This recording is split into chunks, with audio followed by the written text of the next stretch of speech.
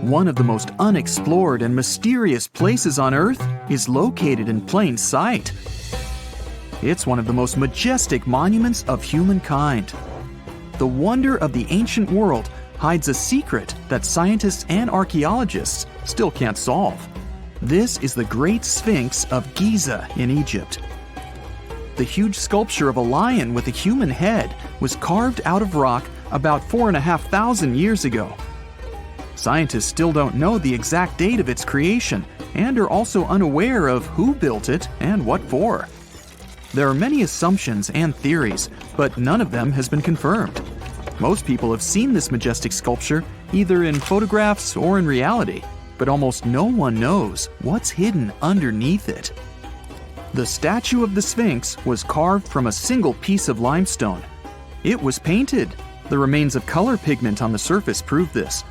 In the distant past, the Sphinx looked much brighter and more colorful than what we see now. But even after thousands of years, its greatness hasn't diminished. And by the way, Sphinx is not the real name. It was invented by the Greeks about 100 years or more after its creation. Initially, the Egyptians called the statue Hor-em-Akhet. There are many legends and theories saying the Sphinx is there for a reason. It's like a watchdog that guards the tomb of the pharaoh and the secrets of ancient Egypt. These legends become more plausible when archaeologists discovered hidden entrances at the feet of the Sphinx. They believe that these secret passages are the beginning of the tunnels leading to the halls with treasures. You can find a lot of stories on the internet that claim the Sphinx hides the Hall of Records, a repository filled with ancient and secret knowledge. One of the main artifacts of this repository is supposed to be the records of the ancient mythical state of Atlantis. According to legends, the entire library from this city was moved under the Sphinx. The entrance to this library must be located next to the Sphinx's right paw.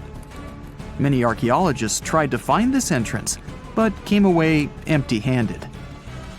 Also, there are many images with detailed diagrams of the underground city that consists of a network of tunnels and chambers under the Sphinx.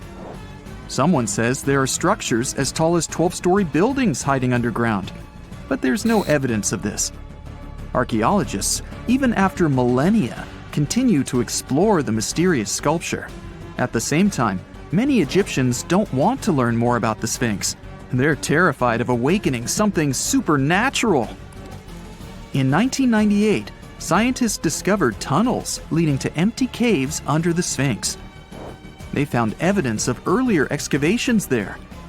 It's quite possible that someone managed to find the treasures and take them away. Some people believe Egyptians found some kind of artifact under the Sphinx that has the power of unknown advanced technologies. The artifact is so powerful that it can change the course of history. Of course, most theories are just fairy tales of conspiracy fans, but it's a confirmed fact that the Sphinx hides a system of caves and rooms. There are so many rumors surrounding the Sphinx that it's impossible to understand what's true and what's false. In any case, it's difficult and dangerous to study the sculpture because active excavations can destroy it. And then the entrance to the underground rooms can get blocked by rocks and lost forever. Also, further exploration requires a lot of money, and financing is not always easy to find. But the main reason? It's too risky. There's no guarantee that people will be able to get out of the underground labyrinths. For these reasons, scientists and archaeologists have been exploring this majestic structure for so long. Another famous architectural monument with a secret is Mount Rushmore in South Dakota. Everyone admires the images of the US presidents' faces carved into the rock, but few people know that there's a secret room hidden behind the head of Abraham Lincoln. The architect of Mount Rushmore wanted to carve slabs on the rock with the record of the main stages of the country's history. But his plan was too complicated to carry out. Then he was offered to implement it on a much smaller scale, to build a secret room inside the mountain. The idea was to save this knowledge so that future generations will always remember the history of their country. Unfortunately, the architect didn't have time to finish his work. The construction stopped for several decades. But in the late 90s, the project was resumed. Porcelain enamel panels depicting the history of the US were placed in the room. It's possible that these plates will be stored there forever. But people can't see them, at least for now. The room is inaccessible to tourists as it's too difficult to get inside. Another secret room is located in the Empire State Building. More precisely, it's not even a room, but a place where you can take cool photos. Almost all tourists gather on the observation deck of the 86th floor to enjoy a stunning view of Manhattan. But there's another deck with panoramic windows on the 102nd floor. There are way fewer people there because almost no one knows about that place. Fortunately, access to this deck is open to everyone. You probably won't have to wait in line for a long time to take a photo. You'll feel special because you're in such a secret place where there are almost no people. But the coolest place is even higher, on the 103rd floor. This is a spacious observation deck where celebrities get their photographs taken. It's not a public place, but if you know the right people, you can get there. There are almost no security measures on the site.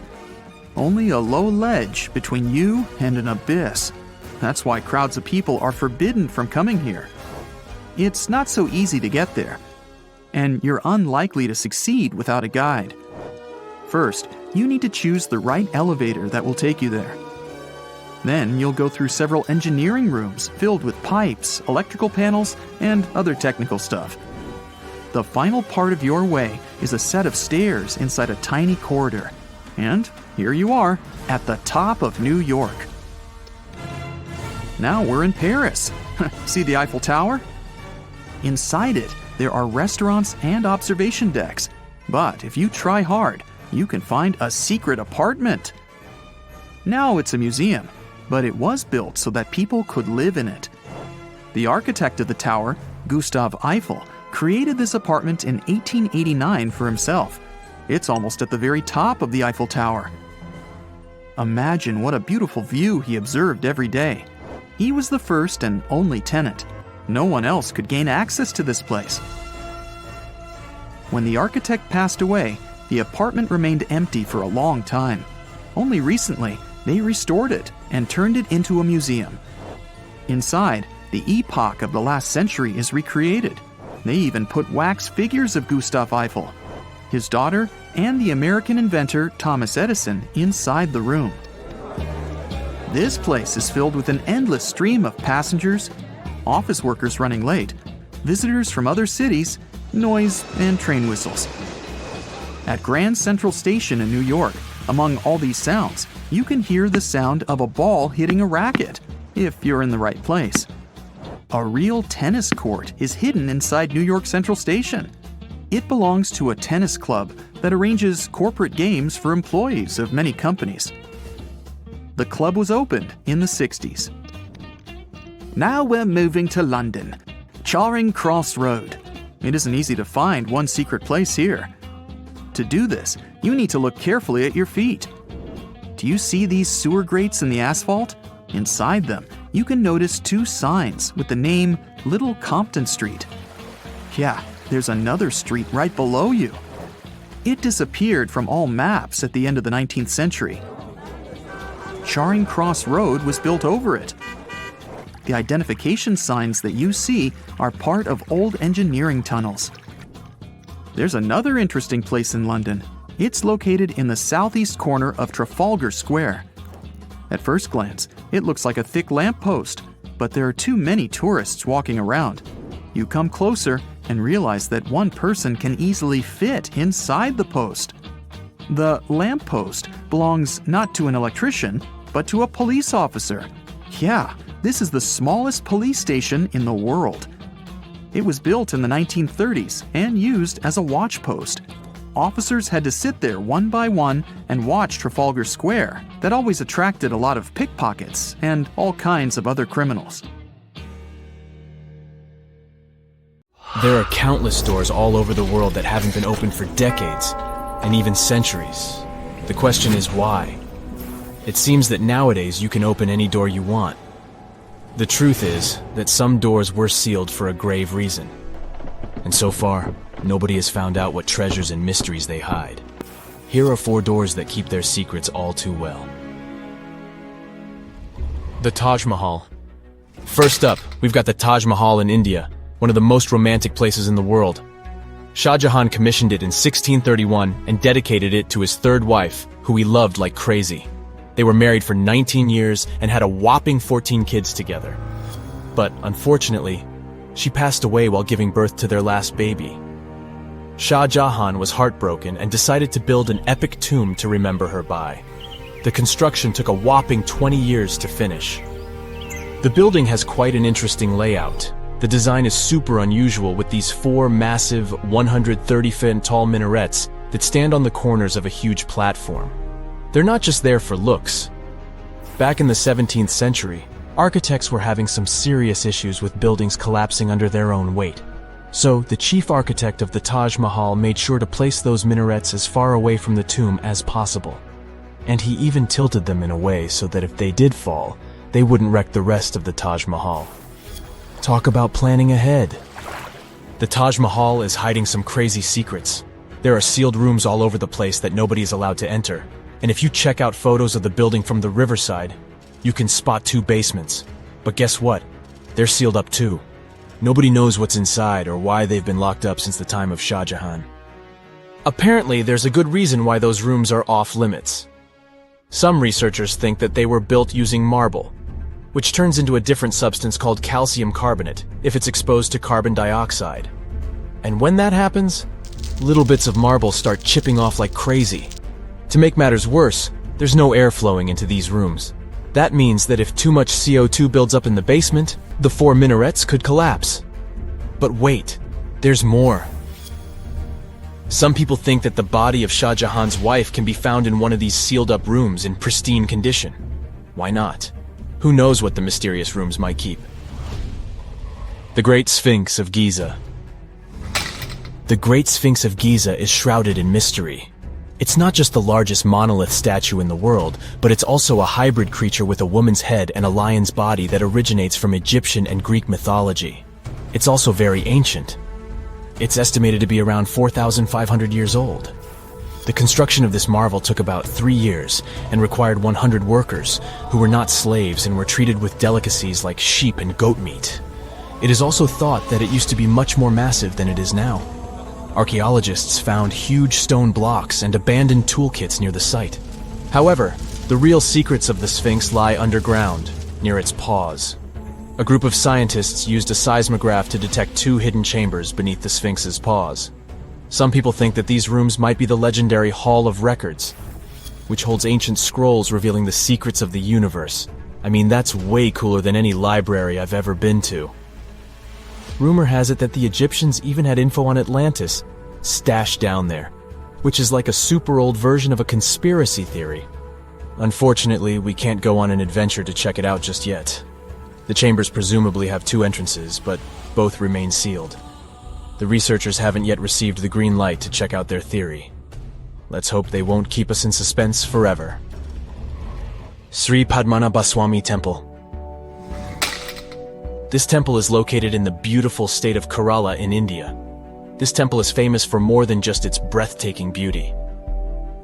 Underneath the temple there are 6 vaults, creatively named A, B, C, D, E, and F. The enormous iron doors to these chambers add to the mystery of what's behind them. A few years back, the authorities decided to open these vaults to the world, but it wasn't an easy task. You can't just open the doors and enter the vaults. It required a lot of work. It took them a while, but finally, in 2011, they opened 5 of the 6 chambers. And guess what they found? Tons of treasure. Bags of gold, precious gemstones, and priceless diamond jewelry. The estimated worth of everything found in the vaults is a whopping $1 trillion. It's like the temple was the real-life inspiration for Aladdin's Cave of Wonders. But wait, I said 5 of the 6. What happened to the last one? Vault B has remained closed, but not for lack of trying. They simply didn't manage to open it. There is even a belief that it's fatally cursed. Legend says that only a saint or sage can break the curse by chanting a specific mantra. but no one has been able to do this yet, presumably because we don't have saints or sages at our disposal.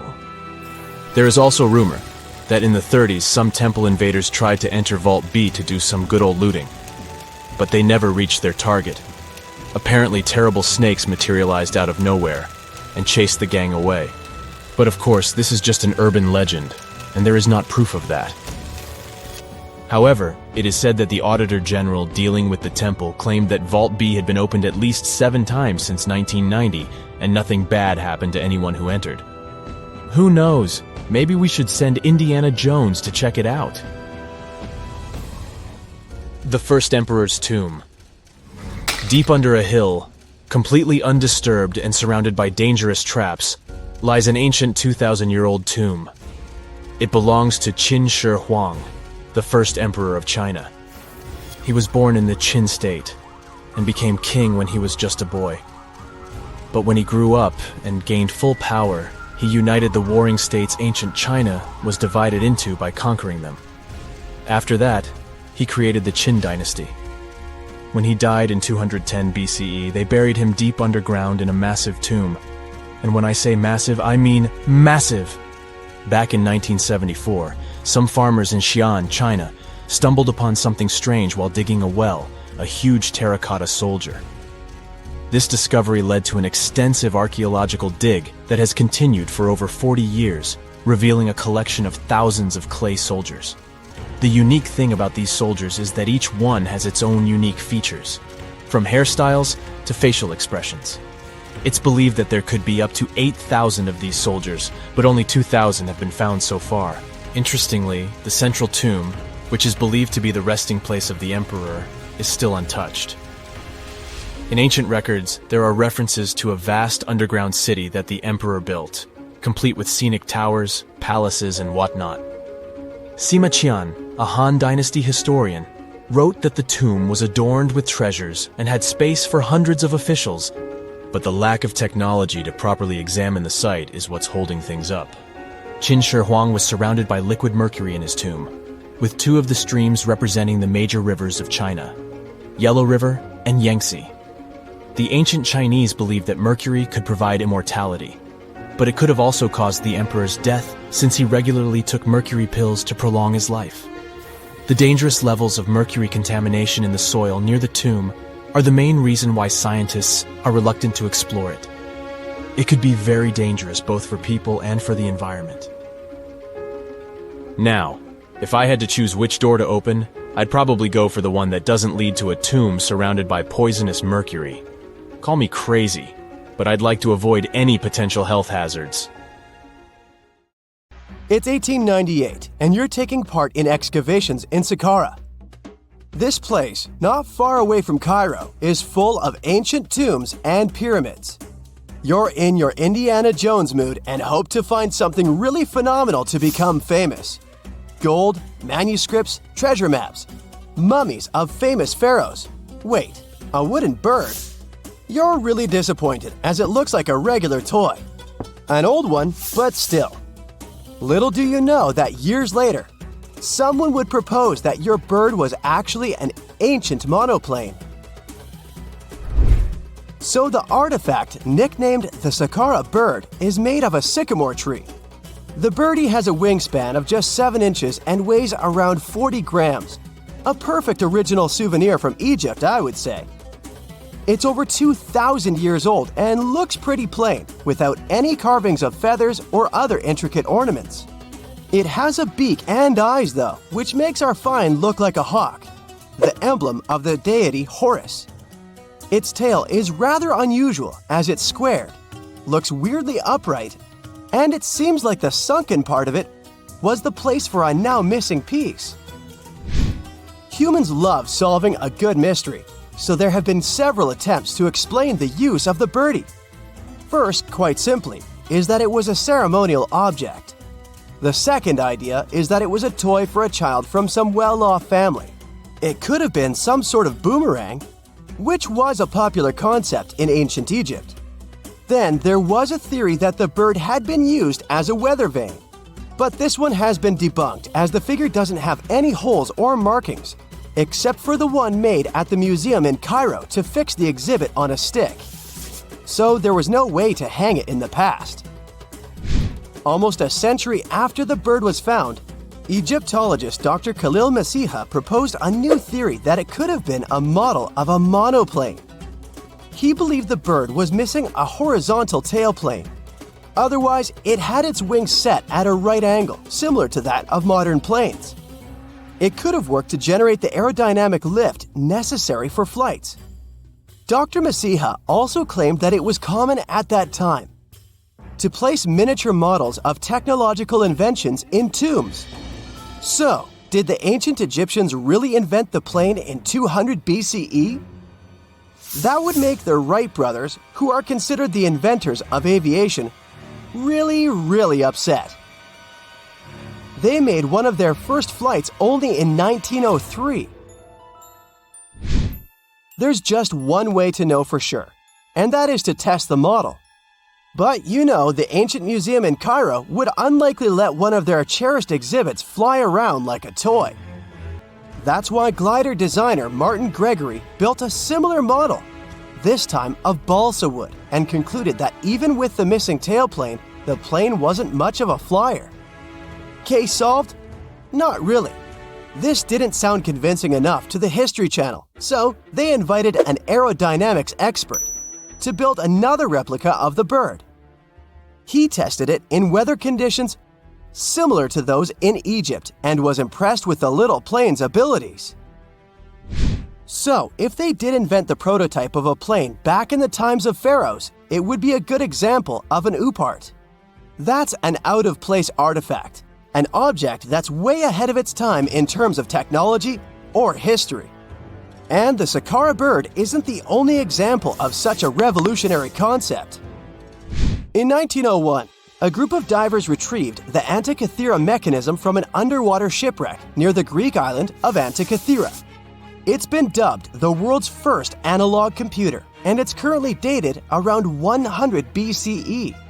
The bronze mechanism could tell the position of the sun, moon, planets, and stars, as well as the lunar phase, the dates of upcoming solar eclipses, and even the speed at which the moon moves through the sky.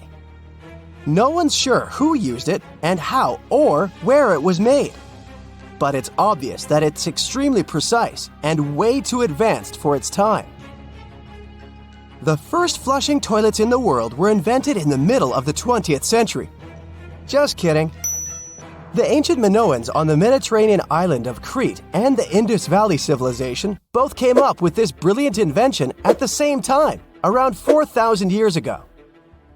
The plumbing and sanitation were so well done that no one managed to design anything better until 2,000 years later. One ancient Minoan lavatory was discovered at the Palace of Knossos. It looks like it had a wooden seat set over a tunnel that directed water from a rooftop reservoir to an underground sewer. Other varieties got water from jugs. Only the super rich people could afford all this glory. So if you wanted to shop for real estate back then, the flushing toilet would be a telltale sign you were in the rich neighborhood. Automated doors became a cool, seemingly new invention back in 1931. But the technology behind them is actually much older. Think the 1st century CE old. Mathematician and engineer Hadrian of Alexandria came up with a hydraulic system to open and close temple doors. To bring it into action, you need to light a fire to produce heat. There was a brass pot under the fire, half filled with water. The inventor connected the brass pot to containers that acted as weights. When the fire was burning, the water moved into the containers. They went down and pulled the ropes. It was nothing like a supermarket door that opens in front of you before you even have time to think.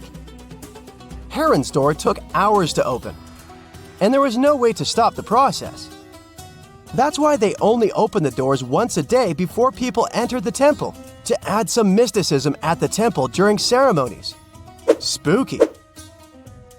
Looks like the first ever battery was invented in Baghdad around 2,000 years ago. A German archaeologist found this oval-shaped clay jar in 1938. scientists are still not sure what purpose it served and who exactly invented it. There is a theory that it was used for electroplating objects with precious metals. When they filled it with a weak acid like vinegar, the battery produced around 1 volt of electricity. Another theory says it was a vessel for sacred scrolls. Would you like to buy contact lenses designed by Leonardo da Vinci himself? In 1508, he invented a glass lens with a funnel on one side. You were supposed to wear it with water inside to improve your vision. Sounds a bit uncomfortable, doesn't it? So, around a century later, French scientist René Descartes decided to improve the idea and make the cornea contact the future lenses. Contacts because they contact your eyes, get it? The glass tube with liquid did help improve vision, but blinking was sadly impossible. 2.5 centuries later, new technologies in the glass industry let scientists design contacts that would fit in the eye and even let the wearer blink. Thanks, guys! Still, those lenses were made of heavy blown glass and didn't let the eye breathe. About 50 years later, contacts became plastic, lightweight, unbreakable, and scratch-resistant, but still covering the entire eye. And then, in 1948, an English optical technician accidentally sanded down a plastic lens and figured out they'd still be in place even if they covered only the cornea. Imagine you're living in 19th century London and need to send a message to New York. It would have taken about 10 days to get there by ship. So when delivery time went from days to hours in 1858, it was a true sensation. The first message was sent by Queen Victoria herself. It was all made possible thanks to the transatlantic telegraph cable, running under the ocean. Sadly, the new cool invention only lasted a few weeks. It took years to bring it back to life. Whenever you hear about ancient ruins, you almost never picture them being suspended somewhere, or just randomly hanging on the branch of a tree, right? In fact, for most of the ancient artifacts we have exposed in museums all over the world, archaeologists did quite an impressive amount of digging. You see, buildings have this funny way of fading away over time if not properly taken care of. Sometimes we need to reuse some building materials, so an older construction may be sacrificed in the process. Other times, houses are abandoned, and once they are exposed to the elements on the surface, like rain or sunlight, they don't really stand a chance. Some just simply crumble away due to good old erosion. So the only way a piece of architecture can survive the test of time is if it's somehow gotten buried deep down. Now, how did they end up buried in the first place? Well, it's quite the comedy of errors. Ancient cities had a habit of gradually raising their ground level like a kid adding toppings to their ice cream sundae. You see, these settlements were always busy collecting food and building materials to keep up with their ever-growing population. But hey, who has time to deal with waste and rubbish? It wasn't exactly high on their to-do list back in the day. So when it came to building new houses, ancient civilizations found it much easier to save their sweat and tears by piling up the rubble and constructing right on top. But that's not all. Rivers would also occasionally flood and deposit a layer of sediment on the city floors, further encapsulating those ancient constructions. And in those dry regions like the desert, where the wind likes to show off its sand and dust dance moves, you can bet it was a constant struggle to keep the establishments clean. One hilarious example is the Sphinx, which had its head buried in sand until a group of archaeologists unearthed it in 1817. Some ancient towns eventually got covered up because they were completely abandoned. With less human activity to control their expansion, plant seeds couldn't resist the opportunity and sprouted all over the place. They gobbled up carbon dioxide from the air and grew, adding more and more bulk to the ground. Those cheeky roots even decided to stabilize the soil made from decaying plant matter, creating layers upon layers of earthy goodness. It's like the ultimate DIY project Mother Nature embarked on, with plants as her loyal helpers. The act of digging into the secrets of ancient civilizations is not just about unearthing a lost world. It's also an epic quest to reveal the hidden treasures beneath layers of history. But how do archaeologists know where to dig in the first place? If everything is covered in layers upon layers of sediments, debris, and plant roots, they must have some sort of system they rely on before embarking on a new project, right? For starters, they're not always the ones suggesting an archaeological dig in a certain location. Let me explain. Let's say you're a contractor and you want to build a new fancy apartment complex in your city. Some local legislations have certain requirements before your project can start, though. For instance, before anyone starts building on a piece of land, they might need to bring in specialists to check the soil. These clever folks can be archaeologists, geologists, or paleontologists, and they need to keep an eye on things during development. If any artifacts or ecofacts, fancy word for organic remnants, are discovered, these experts swoop in to excavate and study them. But what about sites that have nothing to do with bulldozers and yellow hats? Archaeologists have more than one trick up their sleeves when it comes to locating ancient hotspots. They dive deep into historic records with a healthy dose of detective work. By sniffing out old documents and maps, they can piece together the puzzle of human activity in a specific area. If a site has been visited before, it's even better. Finding records of past excavations or historical accounts can give archaeologists lots of information on where to continue their treasure hunt. Before archaeologists start swinging their shovels, they engage in a bit of a visual scan mission. Armed with a grid system, they'll stroll around the site, keeping their eyes peeled for any artifacts that might be hiding just beneath the Earth's upper layer. From groundstone tools to historic glass and even ancient garbage dumps, yes, they're also valuable. These keen-eyed explorers can spot signs of human activity faster than most people. If they stumble upon midden soil, fancy term for a garbage dump, they know for sure that humans once called this place home. Archaeologists don't just rely on their trusty shovels, though. They have an arsenal of gadgets to aid in their search for hidden wonders. Geophysical tools are like their secret weapons. Take the resistivity meter, for example. This clever contraption measures the electrical component of the soil and any buried features or artifacts. A buried wall, for instance, will create a different resistivity reading than the surrounding soil. Magnetometers and ground-penetrating radar work in similar ways, showcasing potential hints of ancient treasures in the soil. And who could forget our trusty old friend, the GPS? It helps archaeologists map out precise locations, like a high-tech treasure map, leading them straight to their pot of gold. Care to virtually visit some of the most important archaeological sites in the world? Well, follow me. In the United Kingdom, for instance, you'll find this interesting place called Stonehenge. It's one of many henges scattered around, but this one really takes the cake. Picture this: massive ancient stones standing tall and proud, arranged in a funky outer ring and an inner horseshoe, with some smaller stones thrown in for good measure. And guess what?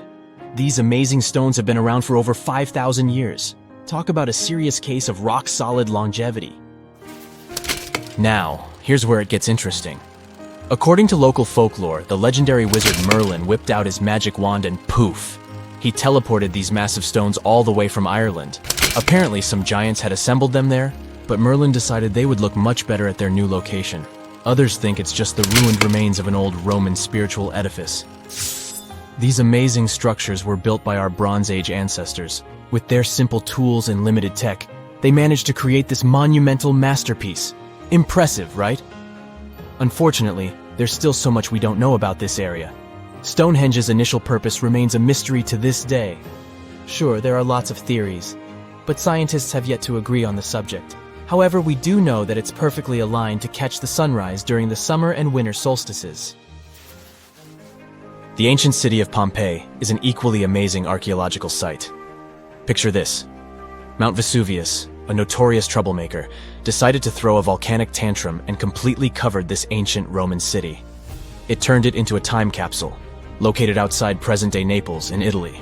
Fast forward to the year 1748, when a bunch of adventurous explorers stumbled upon Pompeii.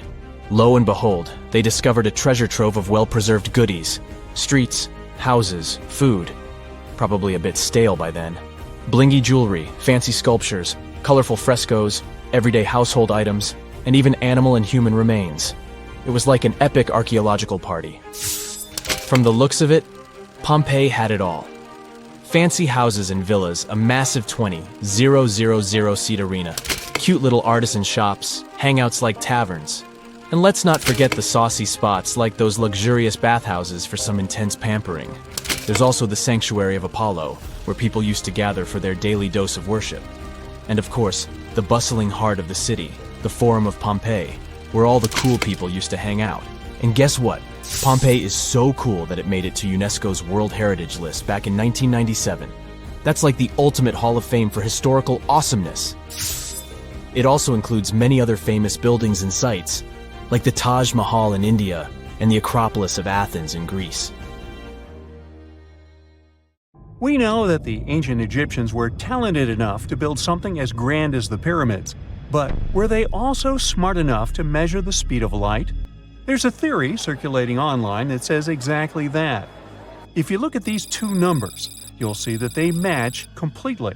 The first one is the speed of light in a vacuum measured in meters, and the second one is the latitude of the Great Pyramid of Giza. So, was it done on purpose, or is it just a coincidence? Well, happily, we can tell you that it's actually just a coincidence, not another conspiracy thingy. The Great Pyramid is just one of the many places in the world that share the same latitude. And more importantly, even if the ancient Egyptians had somehow measured the speed of light and chosen to keep it a secret from the rest of the world, they wouldn't have used meters to put it down. Meters were only defined at the end of the 18th century. The builders of the pyramids used a different unit of measure called cubits. 1 cubit is equal to 1.5 feet. Cubit was based on the length of the arm from the elbow to the tip of the middle finger, and it became popular in the ancient world. So if they wanted to impress the rest of the world and set the pyramids at a point that matched the speed of light in cubits, they would have to build their iconic constructions somewhere in Europe. And then the Danish astronomer who first measured the speed of light in 1676 would have been really upset to know that someone had done it centuries before him. So, although they were ahead of their time in many aspects, the ancient Egyptians never measured the speed of light or used longitude and latitude to map their locations. The base of the Great Pyramid of Giza might seem like a perfect square, but it's actually an 8-sided structure, not 4-sided. Each of its 4 sides has a subtle concave indentation that splits it evenly from base to tip. The official version is that a British pilot was the first to notice it in 1940 while flying over the pyramid. He took a photograph that showed shadows highlighting these indentations. Some people think these lines are only visible from above and can best be seen at dawn and dusk during the spring and autumn equinoxes. This has led to a freaky theory that the ancient Egyptians might have designed the pyramids to communicate with something looking at them from above. Now, the Great Pyramid is one of only 3 pyramids that used to have a swivel door. It weighed around 20 tons, but they could still easily open it from the inside. Its precise fit made it nearly invisible from the outside, with no visible latch or handle. There were only slight variations in the exterior stone that gave out an opening. The other 2 pyramids with similar doors belonged to Khufu's father and grandfather. The Great Pyramid also has a hidden void at least 100 feet long that was only found in 2017.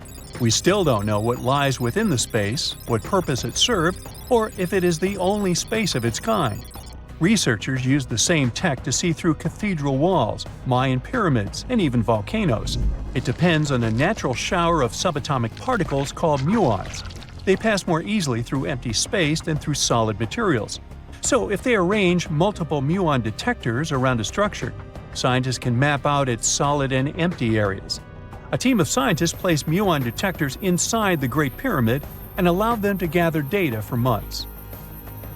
Scientists have analyzed samples of the mortar used to build the pyramids many times.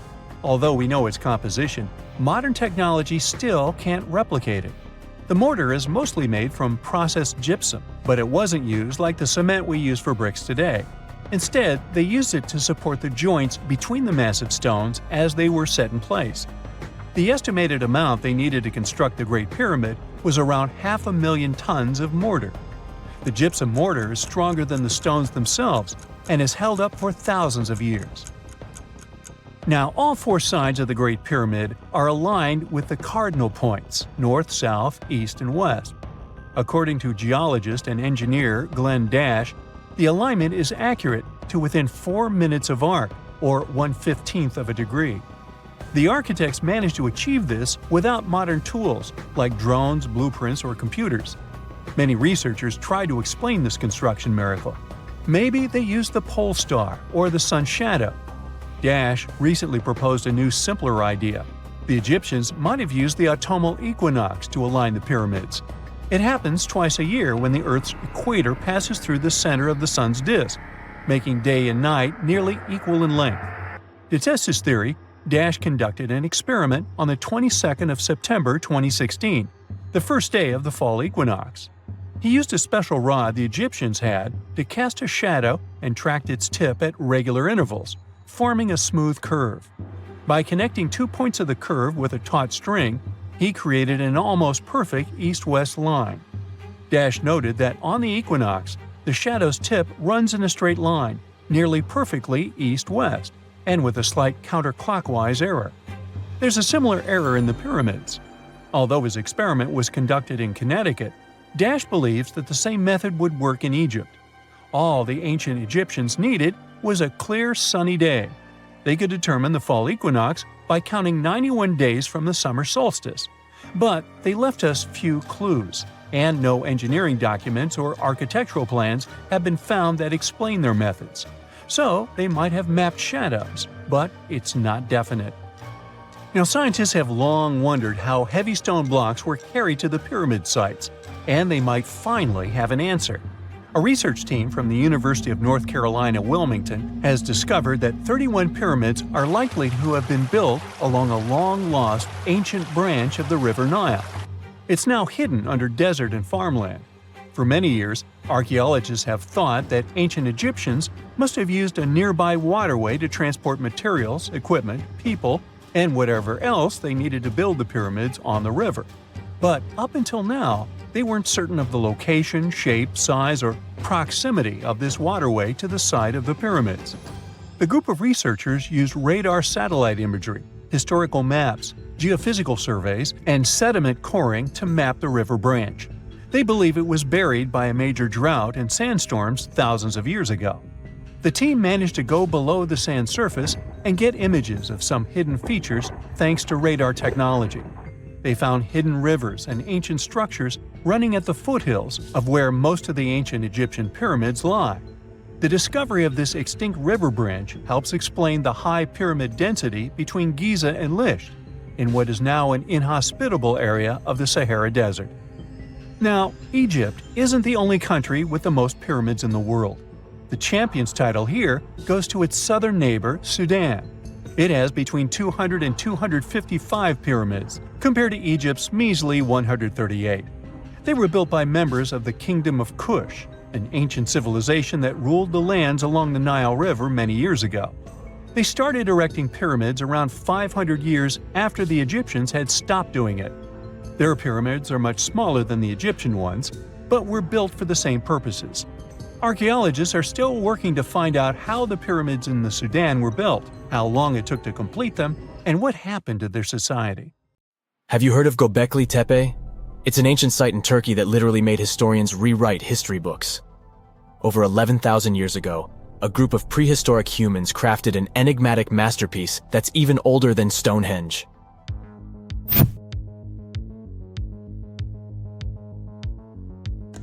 Before its discovery, archaeologists believed that people didn't know about iron and weren't good at making pottery. They were sure that settled life only emerged with the need for agriculture. But Gobekli Tepe changed this belief.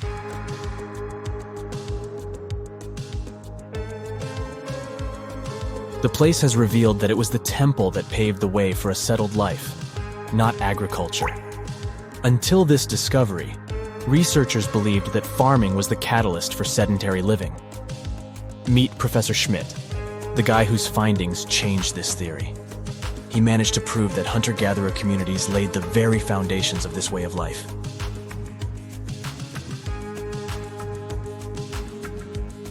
Back in the 1960s, other archaeologists visited the area, but they totally missed the mark. While surveying the region, they stumbled upon a hill with scattered limestone slabs and concluded it was just an old burial ground from medieval times. Little did they know that there was so much more to uncover.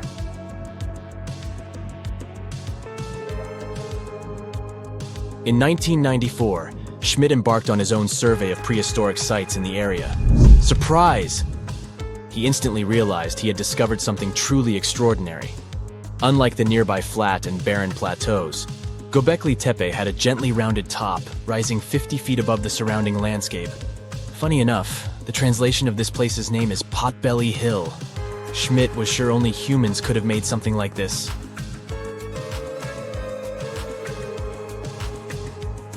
Those broken limestone pieces that were mistaken for gravestones turned out to be way more exciting. It was like stumbling upon a hidden treasure. The pieces took on a whole new meaning, and Schmidt with his team was about to dive into the secrets waiting beneath the surface. To their surprise, they found no traces of a settlement. No hearths for cooking, no houses, and none of those adorable clay figurines commonly found in nearby sites of similar age.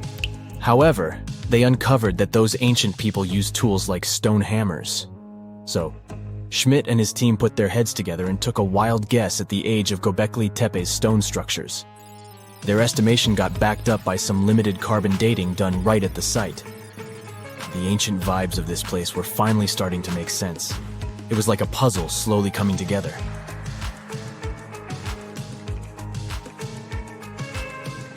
You may think that back then, people didn't have special tools to create something as cool as Gobekli Tepe. Not true. Turns out, these prehistoric folks used flint tools instead of fancy metal chisels. They were also skilled at chipping away softer limestone and crafting pillars right on the spot. Afterward, they carried the pillars a short distance to the summit and placed them upright. Once the stone rings were complete, they covered them with layers of dirt. Over time, they added new rings, and voila! You've got a cool hill to impress people in the future.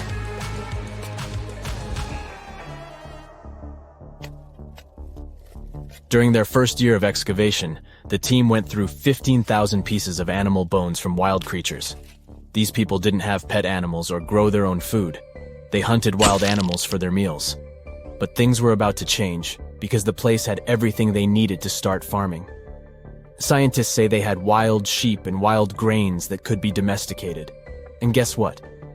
Just 20 miles away, geneticists found evidence of the world's oldest domesticated strains of wheat at a prehistoric village.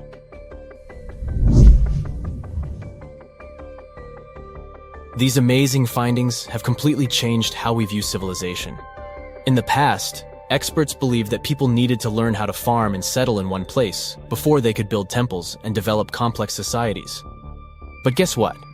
Schmidt's research flips that idea on its head.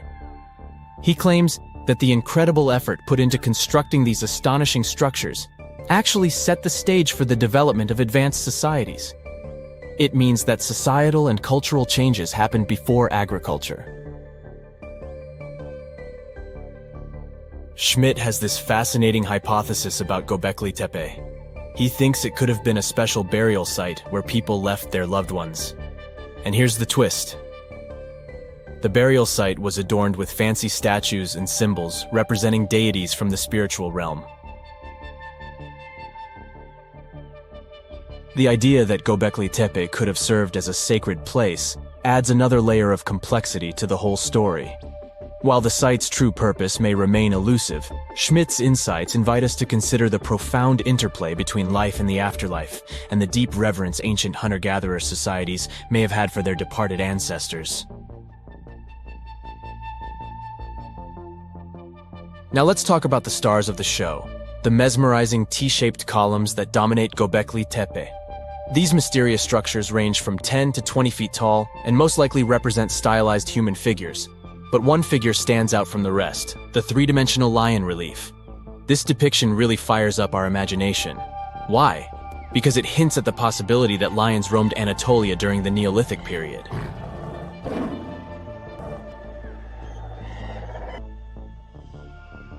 These standing stones are arranged in circles and placed in rectangular pits. Each circle has a similar setup. Two big T-shaped pillars in the center, surrounded by slightly smaller ones facing inward. Talk about a stylish arrangement. These towering pillars reach a whopping 16 feet and weigh between 7 and 10 tons. Some pillars are plain and simple, while others are like works of art with intricate carvings. Foxes, scorpions, and vultures come to life, crawling and twisting on the pillars' sides. But it's not just animals depicted on these stones. Some pillars have abstract shapes representing humans, and even small carvings of clothing items. Some of them even have belts.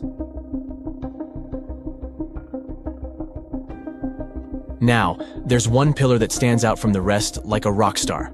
This super old stone pillar suggests that a comet crashed into Earth. It happened during a chilly period that lasted about 1,000 years. Previous studies examining Greenland ice cores hinted at this comet theory, but now the carvings at Gobekli Tepe prove it right.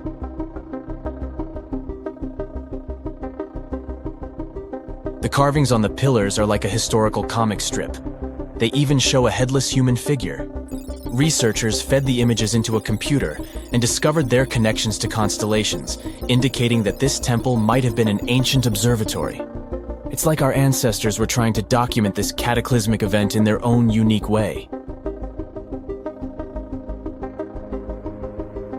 Archaeologists have been excavating and researching Gobekli Tepe since the mid-1990s, peeling back layers of history and providing us with a deeper understanding of the intricate relationship between various elements. They have no plans to stop the whole process for another 150 years. Who knows what else they'll find? You see, Gobekli Tepe has been labeled purely as a ritual site with no signs of domestic activities. We were led to believe that the absence of water meant it couldn't support semi-sedentary communities. But scientists believe it's time to shake things up and approach Gobekli Tepe with fresh eyes. It's time to question what we believed before and use new evidence and different ways of thinking. Like, there might have been a group of people living in the area who didn't stay in one place all the time. They moved around a bit but still had their own civilization, living in the area semi-sedentarily. Gobekli Tepe is not just home to a single temple, but an astounding collection of over 20 ancient structures.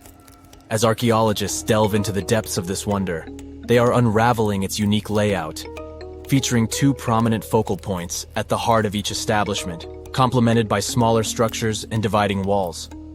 What's even crazier is that in this area, there are over 200 obelisks, which are narrow tapering monuments.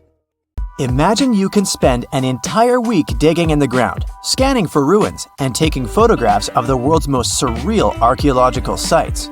Would you be up for it? Grab your magnifying glasses, and let's do some digging. When in Rome, do as the Romans do.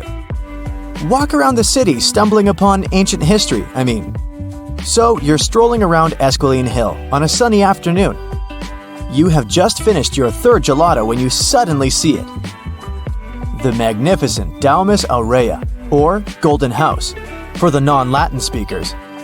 The Roman Emperor Nero ordered to build this huge palace back in 64 BCE. The construction finished in 68 BCE. In its glory days, it occupied an area 3 times the size of the Vatican City. The building had gold leaf decor, semi-precious stones, and tons of frescoes. There were over 300 rooms in the palace, some of them overlooking the beautiful vineyard and animal-filled woods nearby. It held an enormous 100-foot statue of Nero himself. The octagonal wall was the grandest construction in the complex. Originally, it was a banquet hall with waterfalls cascading down the back walls. The hall rotated around its axis day and night as petals fell from above. Nero's successors stripped the whole palace of its materials. Today, tourists can visit the main structure and, of course, the octagonal hall. They excavated it, and you'll easily recognize it even with its bare walls. After flying halfway across the world, we're deep in the Cambodian jungle. Good thing you brought bug spray with you. Mosquitoes can get crazy in this tropical climate. Hidden among the forest is the city of Angkor. It was the capital of the Khmer Empire from the 9th to 15th century. FYI, the word Angkor means capital city in the Khmer language. The city became one of the largest in the pre-industrial world. Researchers say nearly 1 million people used to live there. Today, Angkor attracts visitors from around the world because of its stunning architecture. You can recognize the Khmer style in the use of huge blocks of sandstone. At the center of the complex lies Bayon Temple. It's decorated with 216 smiling faces, which scientists say are meant to resemble the founder of the Angkor Empire. They believe the towers used to be decorated with gold, but today the site is a maze of vine-covered temples. The city was abandoned in 1431 and wasn't rediscovered until the 1840s. In 1992, they named it a UNESCO World Heritage Site. The United States is not usually synonymous with ruins, but here's one. In the mountainous state of Colorado lies the ancient home place of ancestral Pueblans. Throughout the Mesa Verde National Park, there are over 600 cliff dwellings built by the Pueblans around the 1190s. The Cliff Palace alone had over 150 rooms. It was a multi-story building of sandstone and mud mortar. To arrive at the balcony house, visitors had to climb a 32-foot ladder. There, you can see a mid-sized village of 38 rooms and 2 kivas. Kivas are traditional chambers built by Pueblans for ceremonial purposes. By 1300, the Pueblan occupation of the Mesa Verde ended. Thankfully, the site is open for visits now. If you like terracotta landscapes, you came to the right place. The city of Petra is a marvel of the ancient world. Located in Jordan's desert, the city was a commercial hub back in the 4th century BCE. The Nabateans, an Arab Bedouin tribe, lived in the so-called Rose City and thrived for many years, accumulating a significant amount of wealth. They invented an innovative water management system that made the region habitable. The rock-carved gate-like structure Petra is famous for is what is called the Pharaoh's Treasury. It stands at the main entrance to the site and is said to have a hidden treasure beneath it. In the early 2000s, the site was named one of the 7 new wonders of the world. All the way in South America, in the country of Guatemala, lie ancient Mayan ruins. The lost city of Tikal is a site made of 12,000 buildings, the remains of the capital of the ancient Mayan Empire. It is comparable in importance to London or New York. The North Acropolis is Tikal's most ancient complex of monuments. Built solely by human hands in 750 BCE, it served as the resting place of kings and chiefs. Back in the day, the step pyramid temples were painted a beautiful red. Mayans loved that color. Today, of course, you'll only see the limestone. Archaeologists have no clue as to the cause of Tikal's decline. Was it drought, disease, or something else altogether? Located on the left bank of the river Tigris is a strange old ruin, a battered archway. It belonged to a city named Ctesiphon, the jewel of the Persian Empire for over 800 years. The city hosted an extravagant palace, decorated with a glass mosaic, jewel-adorned carpets, and a lot of marble. What is it with royalty and marble anyway? The arch was part of an imperial palace complex. Until modern times, it was the largest man-made freestanding vault. Notice how there are no pillars sustaining it. The enormous wealth of the city made it a constant target for other empires, until it eventually fell. In the mood for some more Mayan ruins? Chichen Itza is an archaeological site with the best preserved pyramids on Earth. Located in Mexico's Yucatan state, this Mayan city is well over 1,500 years old. At its peak, it was home to 35,000 people. The site has a total of 26 ruins to be uncovered. The highlight here is El Castillo, a tremendous step-like temple standing 80 feet above the ground. Its most peculiar feature is that it has 91 steps up each of its 4 sides, including the upper platform. It makes for 365 steps, the number of days in the solar year. The oldest lost city in this list dates back to the Neolithic period. It was when us, human beings, started farming for the first time, instead of living a fully nomadic lifestyle based on hunting and gathering. Located on Orkney Island off the coast of Scotland is a prehistoric site known as Skara Brae. Thanks to good restoration, the site is very well preserved. You can see prehistoric dwellings with hearths, stone-built furniture, and even primitive toilets. Researchers found runic symbols on the site, which means they could have attempted some form of writing. Ah, Greece. Fancy some feta cheese, anyone? We've arrived at the focal point of archaeological sites, but today we're exploring one in particular, the Colossus of Rhodes. Also known as the Bronze Giant, it used to be one of the 7 wonders of the ancient world. standing in the harbor of the Greek city of Rhodes back in the 3rd century BCE. The Colossus was said to be 105 feet tall. It's believed that the statue was built with the help of 900 camels. Sadly, it only stood for 54 years. A ravaging earthquake tore it to pieces, so visitors would come and see only a giant foot. Now, there is a whole load of nothing where the statue once stood. I think it's safe to say there are a lot of random ruins on walls spread across the globe. And our final visit for the day consists of exactly those. All the way in northern England lies the ruin of Hadrian's Wall. The Roman emperor commissioned the wall in order to separate his empire from Britain's. The original wall was a lot grander than what is left of it today. But still, the ruins are pretty impressive. They consist of a 73-mile structure stretching from one coast to the other. Back in the day, Hadrian's Wall hosted 17 large forts and numerous observation towers to ensure the maximum safety of his empire. The wall fell into oblivion when the Romans left Britain at the start of the 5th century. People began looting it to build churches, farms, and even houses. Today, if you decide to visit the ruins, you'll only see waist-high fragments of stone. But still, pretty neat, huh?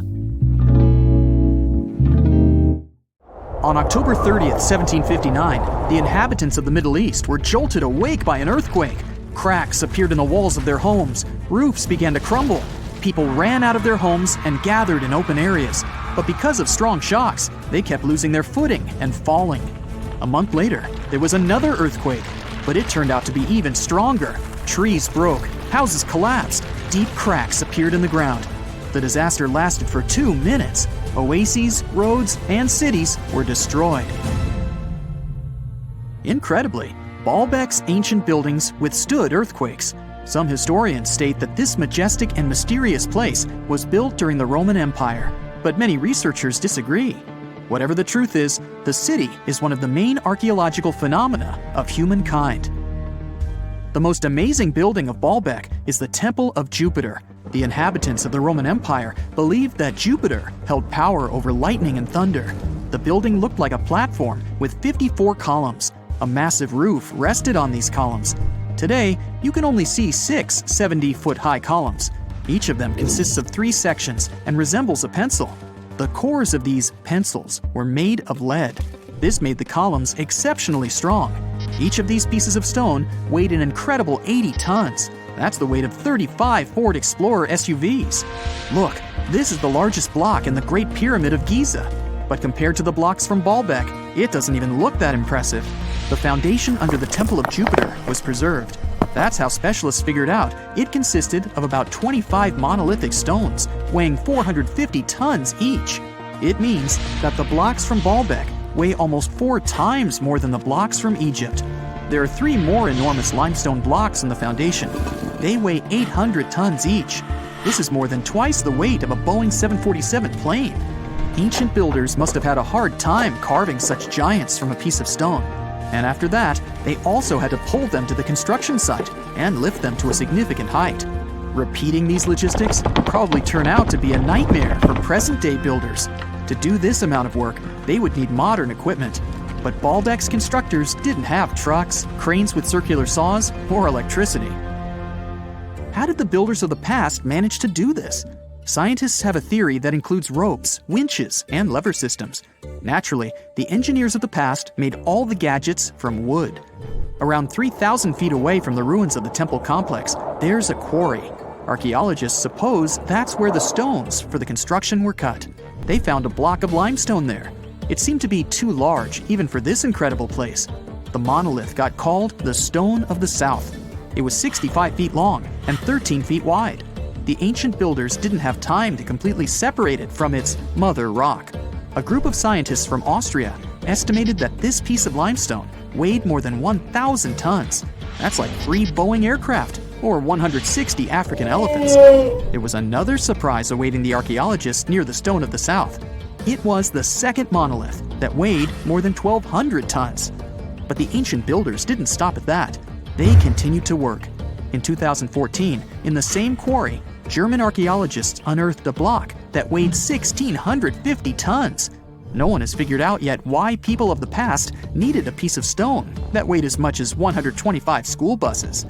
It's also unclear how they were going to move this giant and why they didn't finish the job. In any case, this third monolith is the largest processed piece of stone in human history. There are more questions than answers. Some researchers believe that people of the past had high-tech equipment. Others don't think so, but are eager to understand how the builders managed to move those stones. There's a huge number of ancient buildings and artifacts on the planet. Lots of them make researchers scratch their heads. Near the Pyramid of Djoser in Egypt, archaeologists have found a network of tunnels. This place is called Serapeum. It contains 24 sarcophagi, weighing from 70 to 100 tons. The giant boxes are carved from a single piece of granite and covered with heavy lids. The sarcophagi are perfectly symmetrical. To the touch, their walls are as smooth as glass. Even with the current level of technology, this is very difficult to do. But the ancient Egyptians managed this feat. The Lycurgus cup is a priceless artifact and example of ancient nanotechnology. It's made of glass that can change its color. If you put a source of light in front of the cup, it turns green. If the light is behind the goblet, it becomes deep red. In this case, the figure of Greek king Lycurgus turns pale purple. Scientists understood how this color change worked only at the end of the 20th century. Through microscopes, they saw nanoparticles of silver, gold, and copper. They had been added to the glass matrix. Thanks to this, you can observe a color change called dichroism. Interestingly, the gold and silver were grounded into a fine dust. It's almost impossible to do this by accident. Most likely, the ancient experts knew for sure what they were doing. Bolivia has a curious place called Puma Punku. It looks as if an ancient giant played there with an enormous construction set. And after the game, they forgot to put the pieces back into the box. But there are no giants, and the huge stone blocks were carved by ancient builders over 1,500 years ago. Some of the rocks weigh 100 tons. The blocks were brought to an altitude of almost 13,000 feet above sea level from the quarry 60 miles away from the construction site. There's no forest in that area. This means the builders couldn't use trees to make wooden rollers. The monument belongs to the Inca civilization. Scientists are sure they didn't know anything about wheels. In 1992, the inhabitants of a Chinese village decided to drain a pond. Their ancestors had been using it to wash clothes and catch fish for hundreds of years. They kept pumping the water out for 17 days.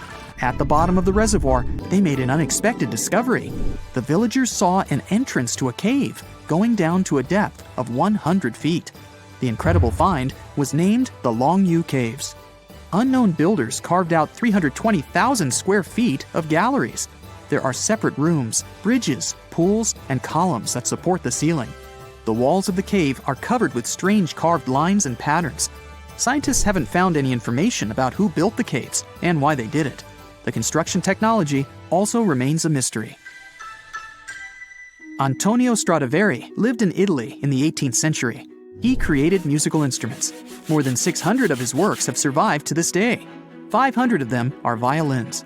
One of the instruments was sold at auction for $16 million. The violins made by this master sound clear and deep.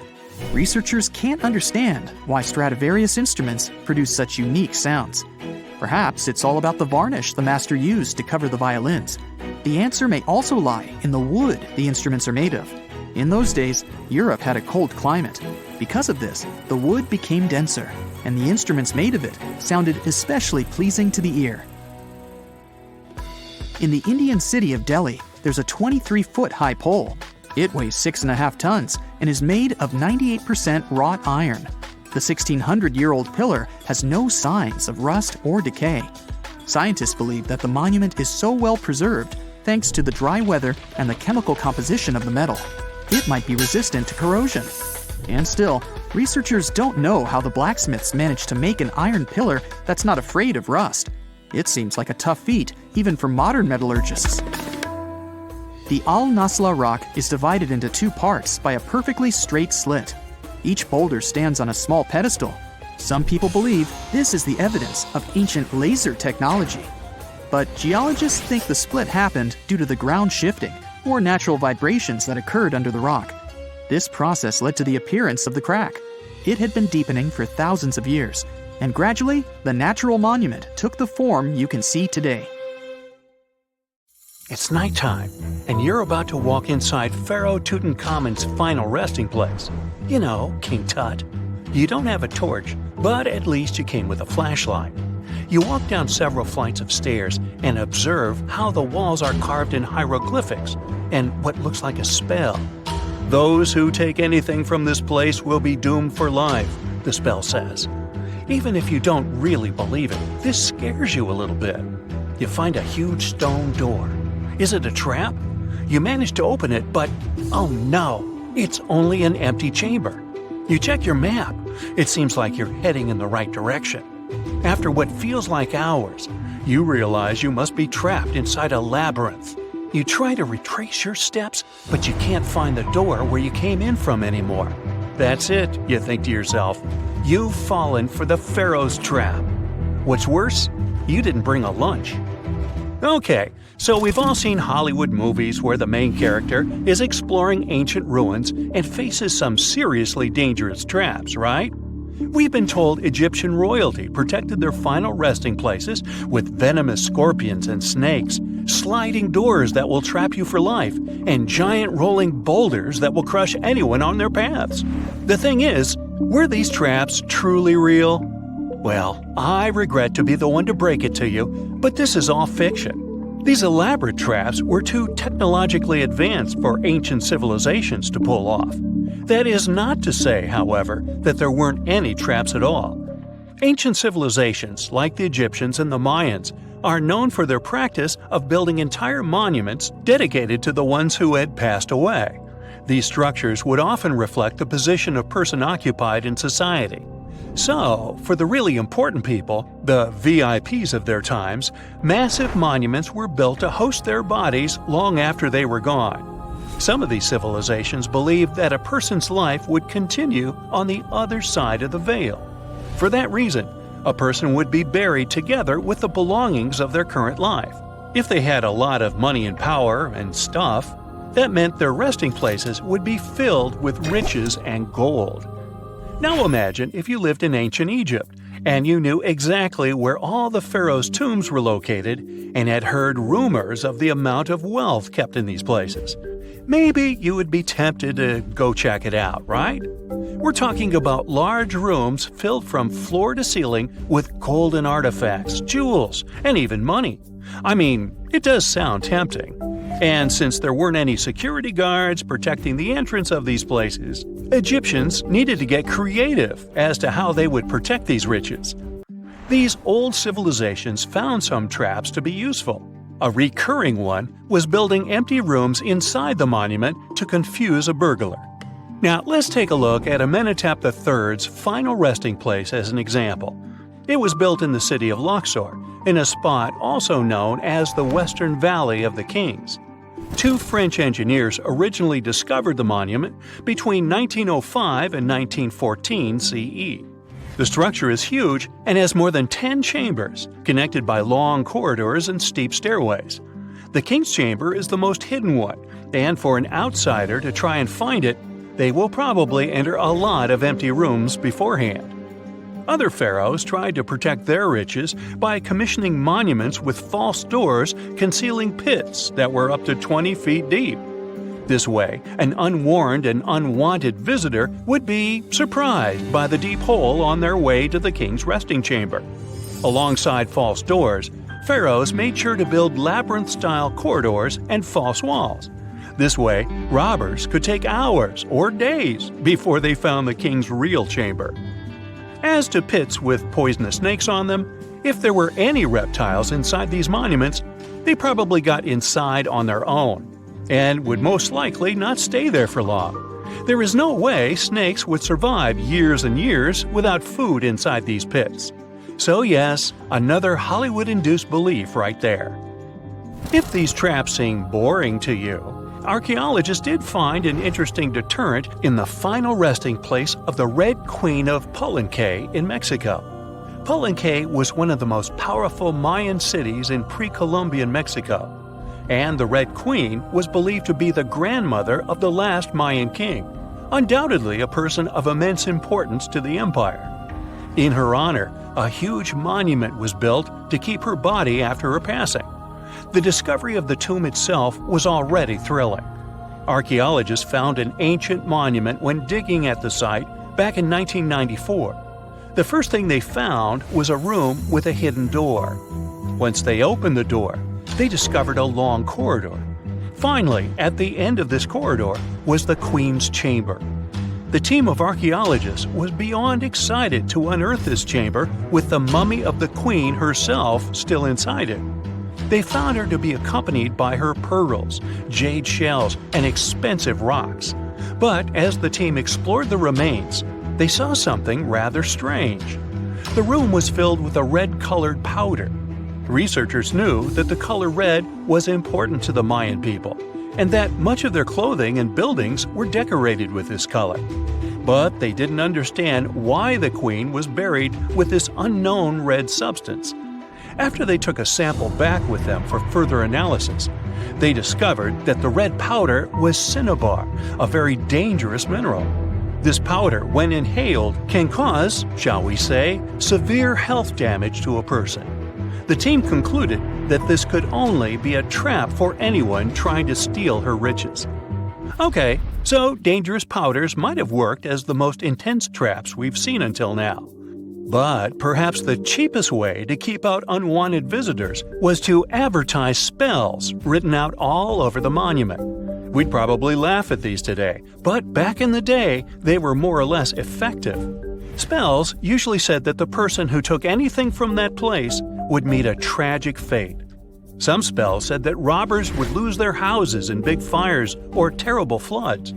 Other spells said burglars would have incurable and undiagnosed health issues, but they weren't really enough to stop people from taking any gold.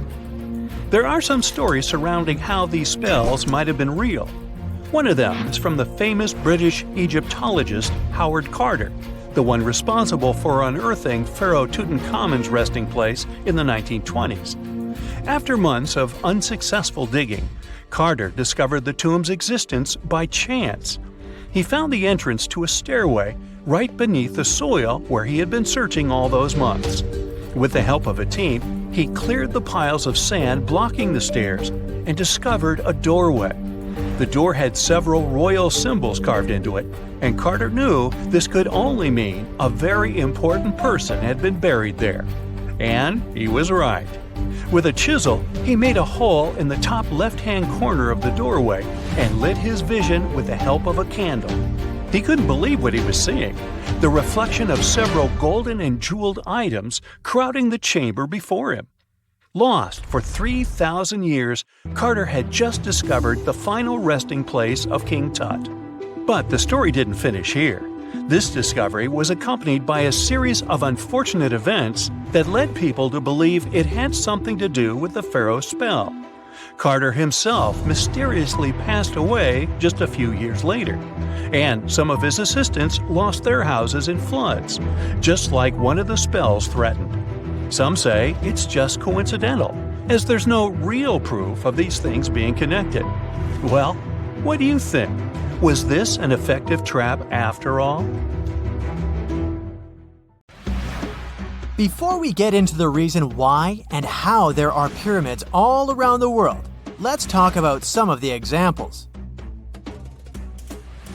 I'll start with the Pyramid of the Sun in Mexico. These folks really knew how to build a city. Their well-planned urban center spanned over 7 square miles and boasted several pyramids.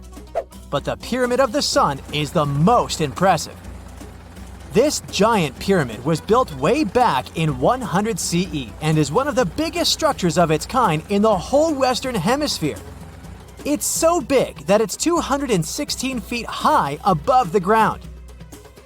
If you ever find yourself in this ancient city, you won't be able to miss the Pyramid of the Sun. It's right there on the east side of the Avenue of the Dead, the city's main north-south street. To build this incredible pyramid, around 1 million cubic yards of material were used, including a special kind of red volcanic rock called hued tezontle. Impressive, huh? We don't know too much about the people who built the Pyramid of the Sun or its purpose. But archaeologists believe there was once a temple on top of it. When explorers went below the pyramid in the 1970s, they found a bunch of cool tunnels and chambers. In 2011, they even found a secret stash of clay pots, obsidian pieces, animal bones, human figurines, and a mask. Who knows what other secrets the pyramid is hiding? If you decide to see this one, you must climb the pyramid using the 248 uneven steps on the west side. Watch your step. Sudan got some pyramids too.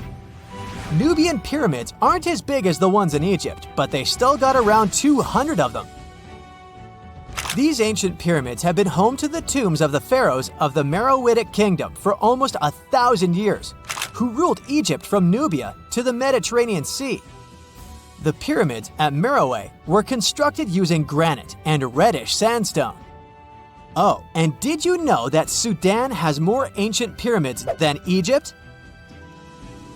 The Kushite pyramids depict the indigenous architecture and burial traditions of Nubia's Napata and Meroe kingdoms, which ancient Egypt influenced. Meroe, the burial site of over 40 queens and kings, is the most extensive Nubian pyramid site. The tomb walls depict mummified royals bedecked in jewelry, their wooden caskets containing bows, quivers of arrows, and other artifacts pointing to the Meroitic relationship and trade with Egyptian and Greek civilizations. So if you're looking for some ancient tombs to explore, you may consider skipping the crowds in Egypt and heading on down to Sudan. Let's fly to Iraq to see some more pyramids. Ziggurats have fancy receding layers and tiered temples. Instead of a smooth exterior, it has tiers like a cake. Perfect for all the important work and rituals that went on inside. You can find these towering structures scattered throughout Iraq and Iran, and they're a real testament to the power and skills of the people who built them. One of the biggest and most impressive ziggurats is the ziggurat at Ur. It's basically a giant rectangular pyramid that stands a whopping 70 to 100 feet tall, with 3 levels of terraces and a temple on top. Can you imagine how many baked bricks it took to build that thing? Try 720,000 for just the lower portion. This particular ziggurat was built for Sumerian king Ur-Nammu. Similar to other ones, this pyramid has been around for thousands of years, so it got a little rough around the edges. Thankfully, the Babylonian king Nebuchadnezzar II and some archaeologists came to the rescue in the 6th and 20th centuries respectively, and now you can find this near Talil Air Base. The ziggurat at Ur was built in 2100 BCE by King Ur-Nammu for the moon deity Nana. It was the tallest building in the city, and you could see it from miles around. It was like the medieval cathedral spire of its day. People would come here to bring their agricultural surplus and get their food allotments and seek spiritual nourishment. Sadly, the Nana temple at the top of the ziggurat didn't survive, but we do have some blue glazed bricks that may have been part of its decoration. The lower parts of the ziggurat are pretty amazing though. The architects even included holes in the temple's baked exterior to let the water evaporate from its core. Since we explored some of the pyramids on our planet, let's take a broader perspective. They can be found in many parts of the world. Egypt has over 100 pyramids, double that number in Sudan, and dozens of others are scattered in the Middle East and China. The Americas have the most pyramids in total, with more pyramids than the rest of the world combined. These pyramids are located in Mexico, Guatemala, Honduras, and El Salvador. Time to know more about the evolution of pyramids through history. The oldest pyramid is in Egypt. This pyramid was a step pyramid, which was created by placing one layer of stone on top of another. The pharaoh Sneferu is credited with creating the pyramid shape we recognize today. During his 45-year reign, he built 3 pyramids. His first 2 attempts failed, but he finally got it right with the Red Pyramid, which is considered the first true pyramid. It was Sneferu's son, Khufu, who built the Great Pyramid of Giza, which was the tallest human-made structure on Earth for almost 4,000 years. Latin American pyramids are similar to early Egyptian step pyramids, but they were built independently with no knowledge of each other. The pyramids in Sudan were built around 700 BCE and are tall but much narrower than those in Egypt. How in the world did all these civilizations build these things without even texting each other? After all, the Aztecs, Mayans, and ancient Egyptians were about as different as possible. But despite their cultural differences, they all seem to agree on one thing: pyramids were pretty cool. Step pyramids are all around the world because they were the most feasible and stable way to build large and tall structures without access to lighter building materials like wood and metal. The triangular form with a square base is the best way to build a sturdy structure, and having a cube structure would require more material for less height. Now, when it comes to pyramid design, the Egyptian pyramids were like giant triangles with a square base, smooth sides, and a pointy top. On the other hand, the Aztecs and Mayans went for a tiered cake look, with steps leading up to a flat platform on top. So, while all these pyramids share the same basic shape, they have their own unique flair.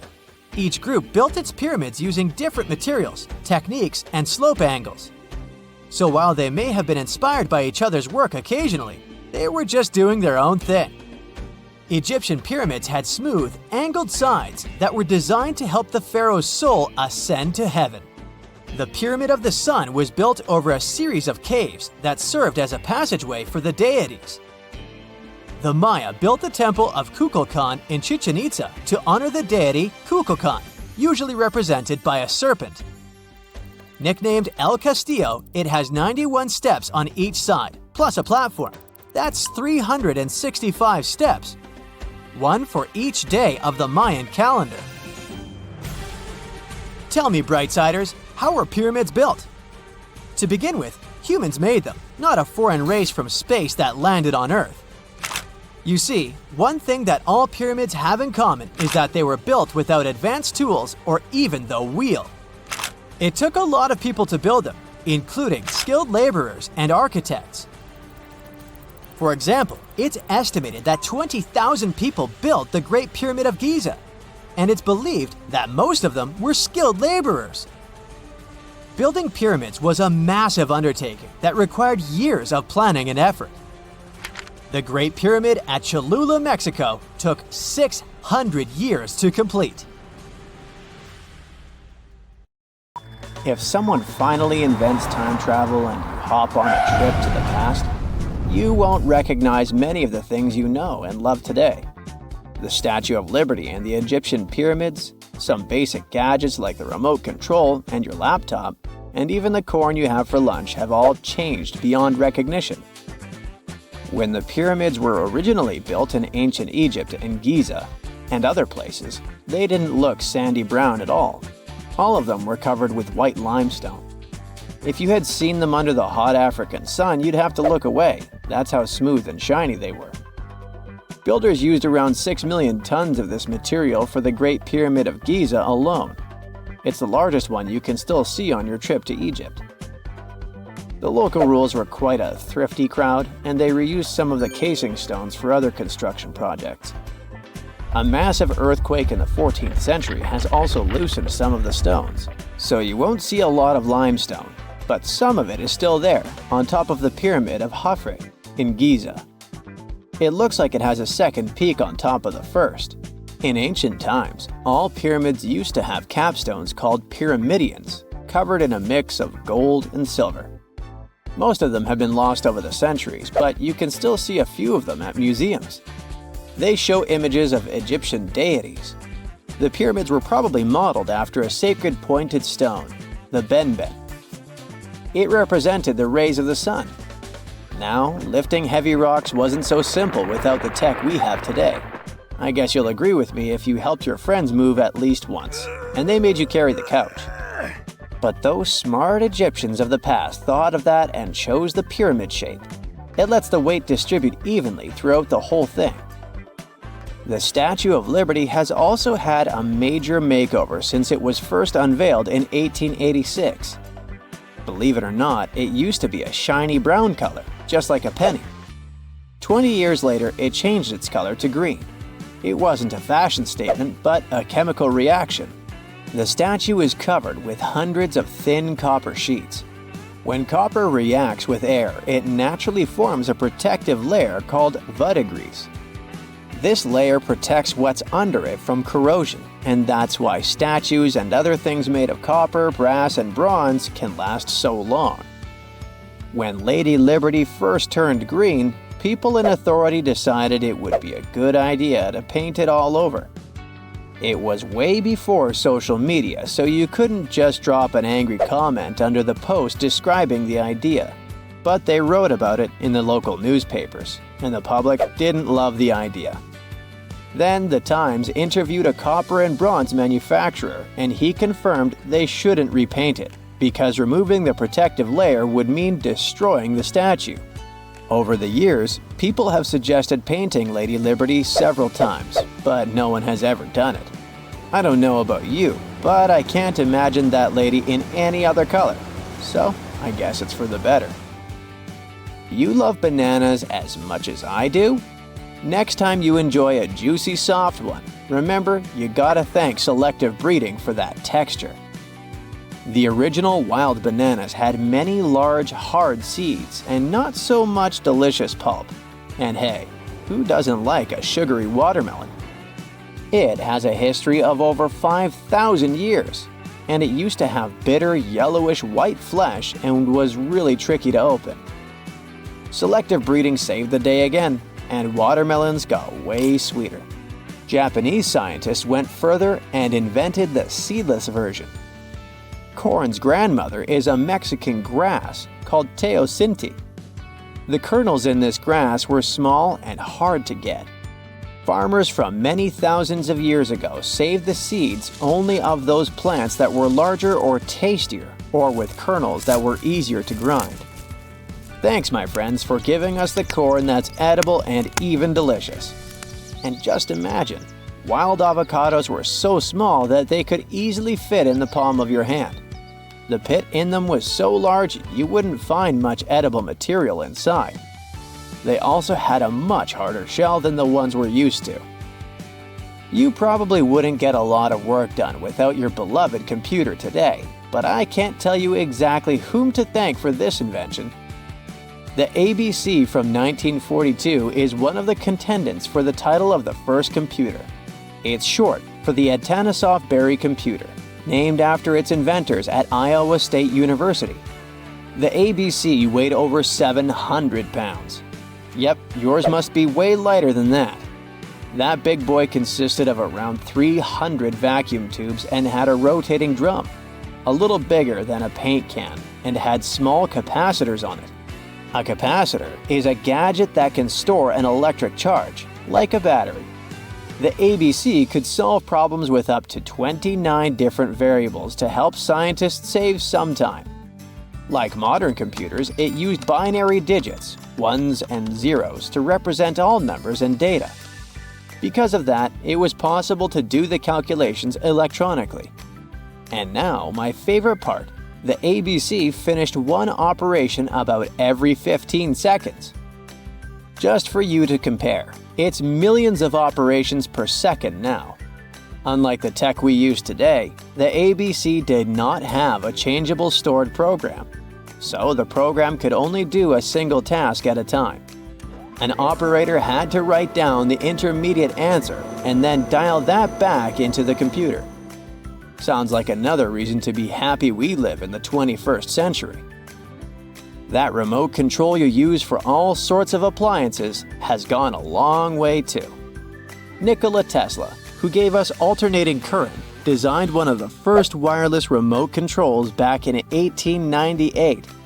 He named his invention teleautomation, and demonstrated it on a miniature boat controlled by radio waves. The boat had a little metal antenna attached to it. Tesla sent signals to the boat using a box with a lever and a telegraph key, which was his version of a remote control. Those signals set electrical contacts on the boat into motion and moved the rudder and the propeller, and Tesla was controlling the boat. The concept of the remote control soon spread to other gadgets. The first television remote control followed in 1950. It was designed by the Zenith Radio Corporation, called LazyBone. Don't take it personally, please. This LazyBone had a massive cable that was attached to the TV set, and those who tried it didn't fall in love with the invention because they tripped over that cord. I feel your pain, my friends. If you live or work on one of the top floors, you gotta love this one. Meet the first passenger elevator. It traveled at the speed of 40 feet per minute. Not the fastest, I know, compared to today's record, which is 40 feet per second. But hey, it was built back in 1857 in New York and was more of a tourist attraction than a necessity. The elevator had a steam engine hidden in the basement of a 5-story building. 3 years later, they shut it down because the public didn't appreciate it. Otis Tufts filed the first patent for a vertical railway around the same time. His invention included an actual car with a bench inside for people to sit on. Sounds like a great spot to hang out with friends to me. What do you say? Then they started adding elevators to luxurious hotels around the world. They were entire rooms with a rich design, upholstered seats and mirrors on the walls, and sometimes even a small chandelier. There was an obligatory operator who'd close the door and the car would start its super slow ascent. It was still more about style than about speed, so I guess I'd choose the stairs. A comfortable abode with a gorgeous view of the Mediterranean Sea will serve as a perfect rain shelter. Well, this is what a real estate advertisement might have looked like for Neanderthals 100,000 years ago. Welcome to the weird and wonderful caves you could live in, or not. Of course, back then, neither real estate and advertising had been invented yet. Never mind the fact that Neanderthals couldn't build houses and often lived in caves. Yet, one of those caves looks an awful lot like a residential building. It's situated inside a high limestone cape called the Rock of Gibraltar. If the Neanderthals had had an economy, the caves inside this rock would have cost a bundle. Navigators discovered it in 1907. They just spotted a big hole inside the fortified rock. For many years, scientists have studied this place and found some traces of Neanderthals. They discovered ancient tools in the cave and bones of old animals.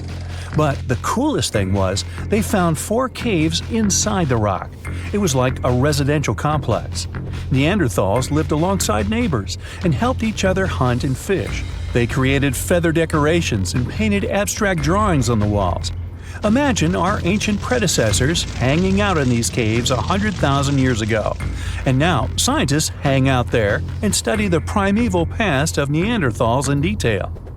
At the end of 2021, archaeologists uncovered a gap inside one of the caves leading to an unknown tunnel. They crawled through this hole and opened a new space under the cave roof. This place has been closed off from the outside world for over 40,000 years. And it seems it was one of the most prestigious apartments in the entire mountain complex.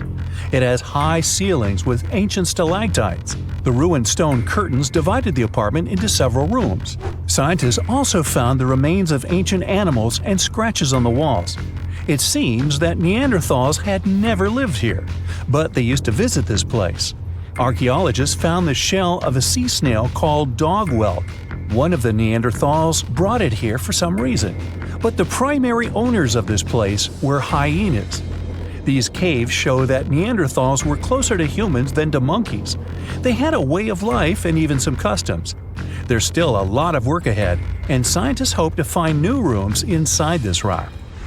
Meanwhile, in 2003, archaeologists discovered another early dwelling on the Isle of Flores in Indonesia. Among the green jungle, they found a cave with ancient tools. At first, everyone thought the human ancestors lived here, but then scientists discovered an unusual skeleton of an adult. A thorough analysis showed the skeleton belonged to a 30-year-old woman, 3.5 feet tall, just above the waist of an average adult. The woman's weight was equal to the weight of an adult shepherd. The skeleton didn't belong to Neanderthals or Australopithecines. It was a new unknown species, which scientists called Homo floresiensis, or simply the Hobbit. Also, there were remains of unusual ancient animals in the cave. It was an elephant the size of a cow, some large storks, and giant rats. Archaeologists have found out that hobbits were not the owners of this place. The main inhabitants were the rats the size of a cat. Maybe they were fighting the hobbits. Some analysis shows that Homo floresiensis wasn't our direct ancestor. They were in a separate branch of evolution. The hobbit skeleton looks more like that of a monkey than of modern humans. In 2009, in the dense jungle of Vietnam, archaeologists discovered Son Don, the largest cave in the world. If you go inside the cave and shout, you'll hear your echo a long time. In some places, the height of this cave reaches half the height of the Empire State Building, and the total area is larger than one central block of New York. Son Don is one of the 3 caves in the Vietnamese jungle. Many intricate mazes connect these caves. Inside, you can find unique plants and trees that live separately from the outside world. It's a real underground jungle. In some places, you can find collapsed ceilings that let the sunlight in. Besides unusual trees and plants, ancient stalactites hang there. Some limestone deposits are more than 450 million years old. They were here even before dinosaurs appeared. There are also many rivers in the cave. Rainwater coming down from holes in the ceiling has formed them. Fast streams resemble slides in a water park. They lead to unknown underground labyrinths. Scientists have studied only a small part of all these caves. The next unusual cave is in New Zealand. Hundreds of thousands of fireflies live inside. Each of them glows with a blue light. Together, they light up the cave. It may seem to you that you're on another planet, but you can't stay there for a long time. Special air measuring devices are everywhere. Scientists monitor the level of carbon dioxide necessary for the normal existence of fireflies. These insects are sensitive to the environment. If there are many people in the cave, or they stay there too long, the park staff will ask them to leave the place. It's like you're literally stealing oxygen from the fireflies. We've seen some pretty amazing caves so far, but how about a scary one? We're going to the desert of Yemen's Al-Mara province. What we're looking for is not a cave, it's just a black hole in the ground, right in the middle of the desert. It's big, the size of a basketball court. It's not its size that could scare you, but what's inside. Scientists are still not sure what it is. From the depths of this black abyss, a disgusting smell of rotten eggs constantly comes out, and sometimes you can hear some strange, frightening sounds. The blackness of the giant hole in Yemen absorbs all the sun's rays, so you won't see what's there even with a powerful flashlight. People flew over this place by helicopter. They filmed using drones and the most powerful lenses, but they didn't catch anything except darkness. It looks like a big ink spot in the middle of golden sand. The locals are afraid to approach this place. They believe the cave leads to another dimension where evil creatures live. At the moment, the giant hole in Yemen is one of the most poorly studied and mysterious phenomenon of nature. How did it appear? How old is it? Where does it lead? Scientists are trying to find the answers to these questions. There are theories that the hole appeared because of construction work. Geologists drilled the soil nearby in search of minerals. It could have caused fluctuations in the Earth's crust and collapsed the surface. But no one can prove this theory, yet. And now, imagine a place where sunlight has not penetrated for more than 5 million years. There's little oxygen, and it's cold and damp. Still, life is born in this place, not only microbes and bacteria, but also something bigger.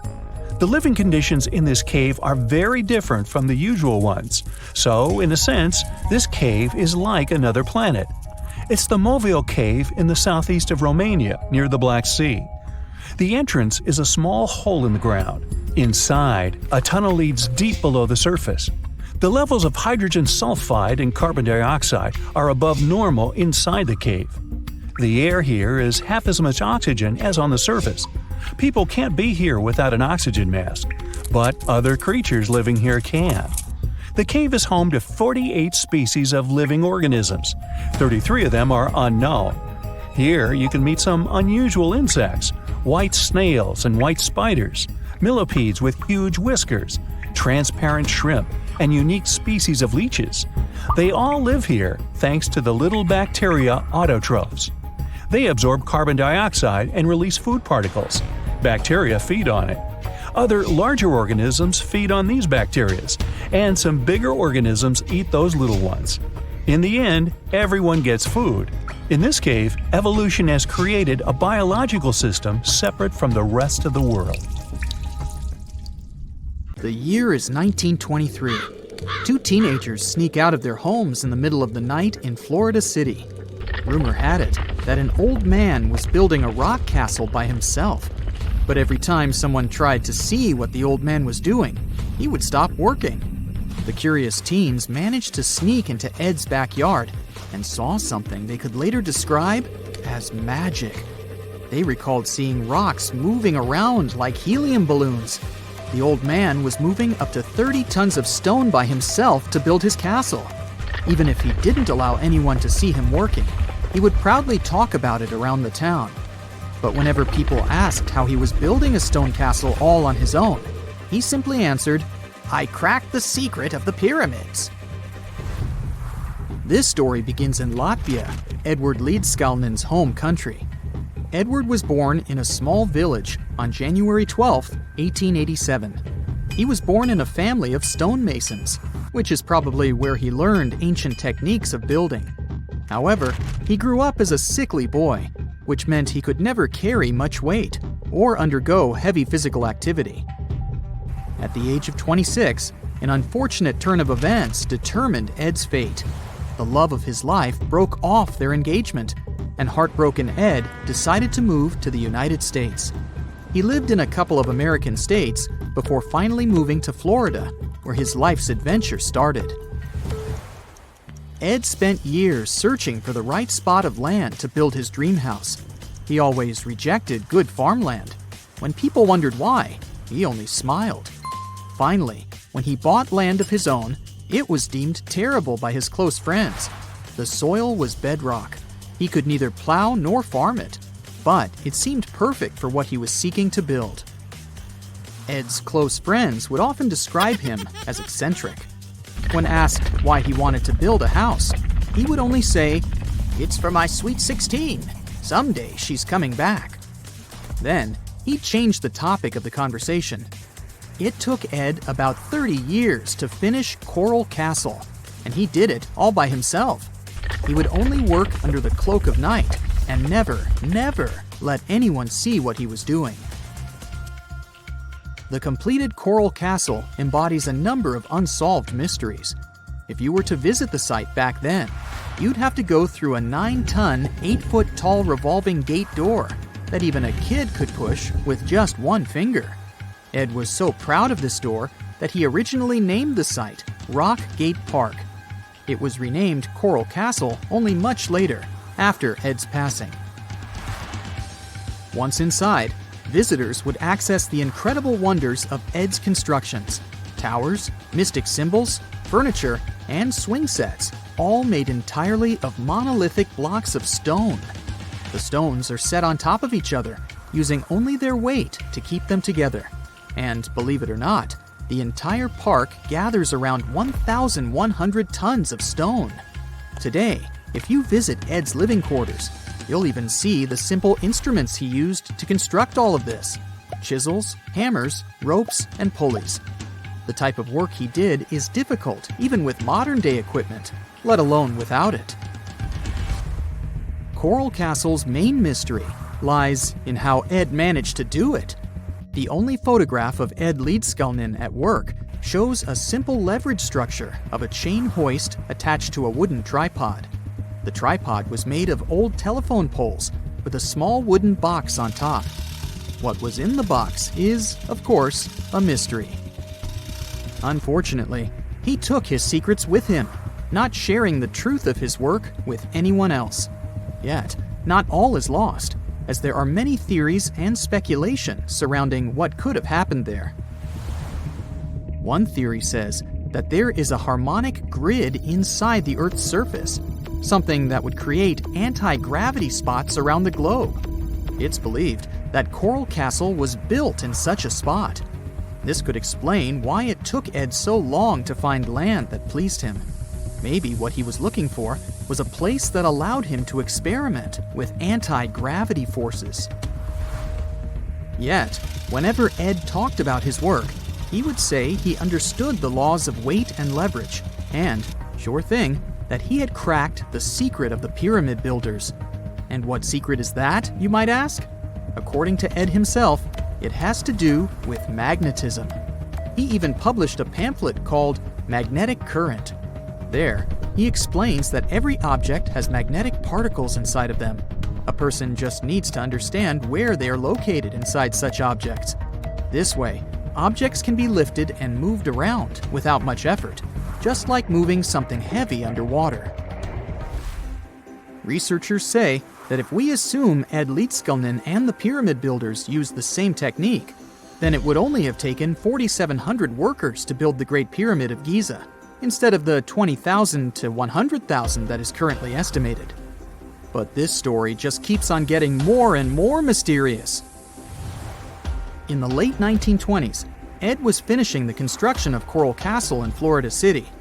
Rumors about his work had spread around town. People said Ed was hiding a stash of money somewhere in his living quarters. One night, a group of men waited until Ed was alone and broke into the castle to rob him. They couldn't find the money and, luckily, didn't harm Ed. But in the following days, he decided that it was best he moved out of that land.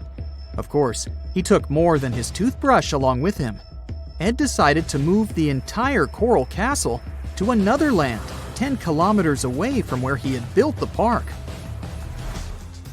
Legend says he hired a truck driver and asked him to swear secrecy about what Ed intended to do. He asked the driver to look away while Ed loaded the truck by himself, moving all of the rocks without any help. With the truck loaded, Ed and his castle moved to Homestead, Florida, where the park is located until this day. In 1986, a group of engineers from Florida University was called to try to fix the park's gate entrance, the 9-ton revolving door that Ed was so proud of. They arrived with plenty of modern-day equipment, including a 20-ton crane. When the engineers took the door down, they noticed that Ed had used a strange circular stone at the bottom of the revolving door. The engineers couldn't understand how this frisbee-sized rock could withstand 9 tons of weight without breaking into pieces. They sent the rock to the geology department at the University of Florida, but the geologists simply returned the rock, saying they couldn't find a match of this rock in their databases. They couldn't determine its origin. The engineers put the 9-ton gate back into place, trying to use other techniques. At first, it didn't work without the base rock Ed had originally used. So, they had to cut the gate rock to make it work as a revolving door once again, proving that modern-day technology couldn't replicate what Ed had done single-handedly. Fast forward to 2011, and another man claimed to have cracked the code of the pyramid builders and Ed Leedskalnin himself. Wally Wallington, a retired construction worker from Lapeer County, Michigan, has managed to build using similar techniques to those used by Ed. Wallington is known for having built his personal Stonehenge in Michigan. He is said to have used simple machines, such as levers and counterweights, moving around multi-thousand-pound concrete blocks. Unlike Ed, Wallington has shared his techniques with the public. Multiple videos are showing the clever engineering he built from very simple materials. It sure is impressive. The man has moved his entire barn into another property just with the help of simple tools. However, there is no way to prove that these were the same techniques used to build Coral Castle. To this day, the secrets of Coral Castle haven't been unraveled. But hey, we can always keep trying to solve it.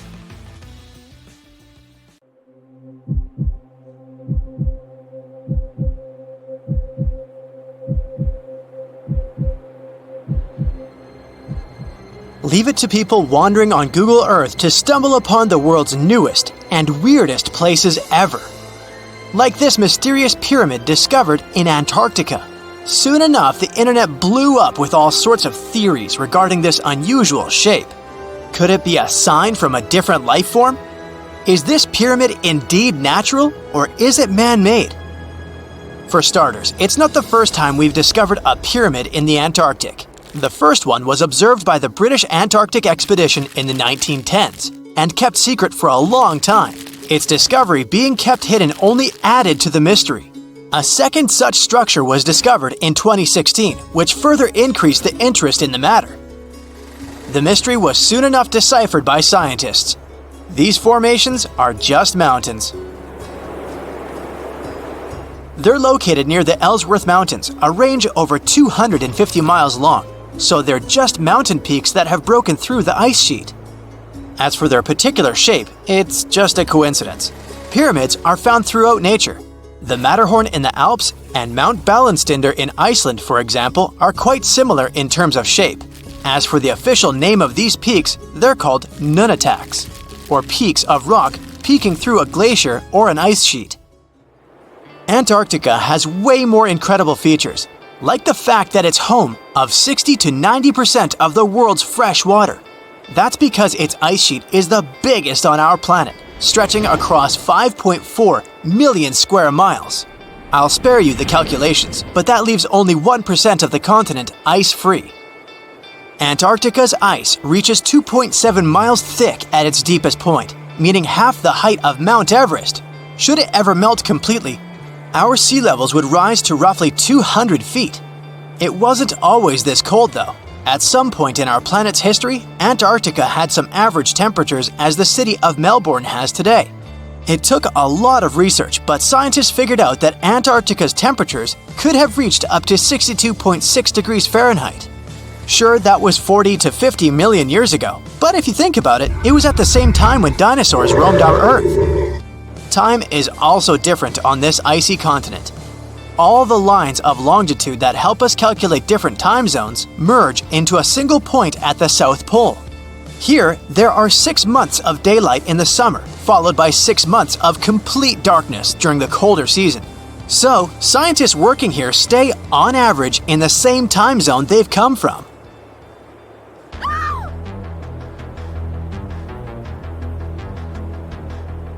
The Blood Falls aren't a chapter of a thriller movie. They are merely a series of waterfalls located in one of the driest regions of Antarctica. They emerge from an underground lake filled with a special type of bacteria. These little organisms use sulfates as fuel instead of sugars, which makes them very intriguing for scientists. The water contained in this lake is so full of iron that it basically just rusts when it meets air. So, the reddish color of the waterfall also gives it its trademark name. The Megalodon was the largest predator ever known in our planet's history. In terms of its location, the Megalodon lived practically in all waters on our globe, except near the poles. The reason why there were no Megalodon teeth found in Antarctica is probably because the gigantic creature was adapted to only warm tropical and subtropical waters. If you plan to visit Antarctica by boat someday, just know you might not get there on a non-metallic boat. The hull of your transportation device must be made of either steel or aluminum to withstand the harsh weather conditions here. Antarctica isn't home to a lot of bugs. In fact, there is only one true species of insect that calls this place home. It's a wingless midge called Belgica antarctica. This fly is so tiny that it only reaches 0.08 to 0.23 inches long, but it's still the Antarctic's largest terrestrial animal. A lot of Antarctic fish also come with an antifreeze substance in their blood. They don't necessarily need it for protection against the cold temperature, but mostly against touching ice. These antifreezes are made up of large glycoprotein molecules. They surround any small ice crystals that may form, making sure they don't spread through the animal's tissues, which could cause a lot of damage. They also create a sort of small pillow blocking the sharp ice crystals, so they're less likely to cause any pain. It also doesn't rain a lot here on this icy continent, But one amazing meteorological quirk of Antarctica is that it's full of diamond dust. This dust is basically small ice crystals that pop out of humid air close to the Earth's surface. Think of it like an icy fog.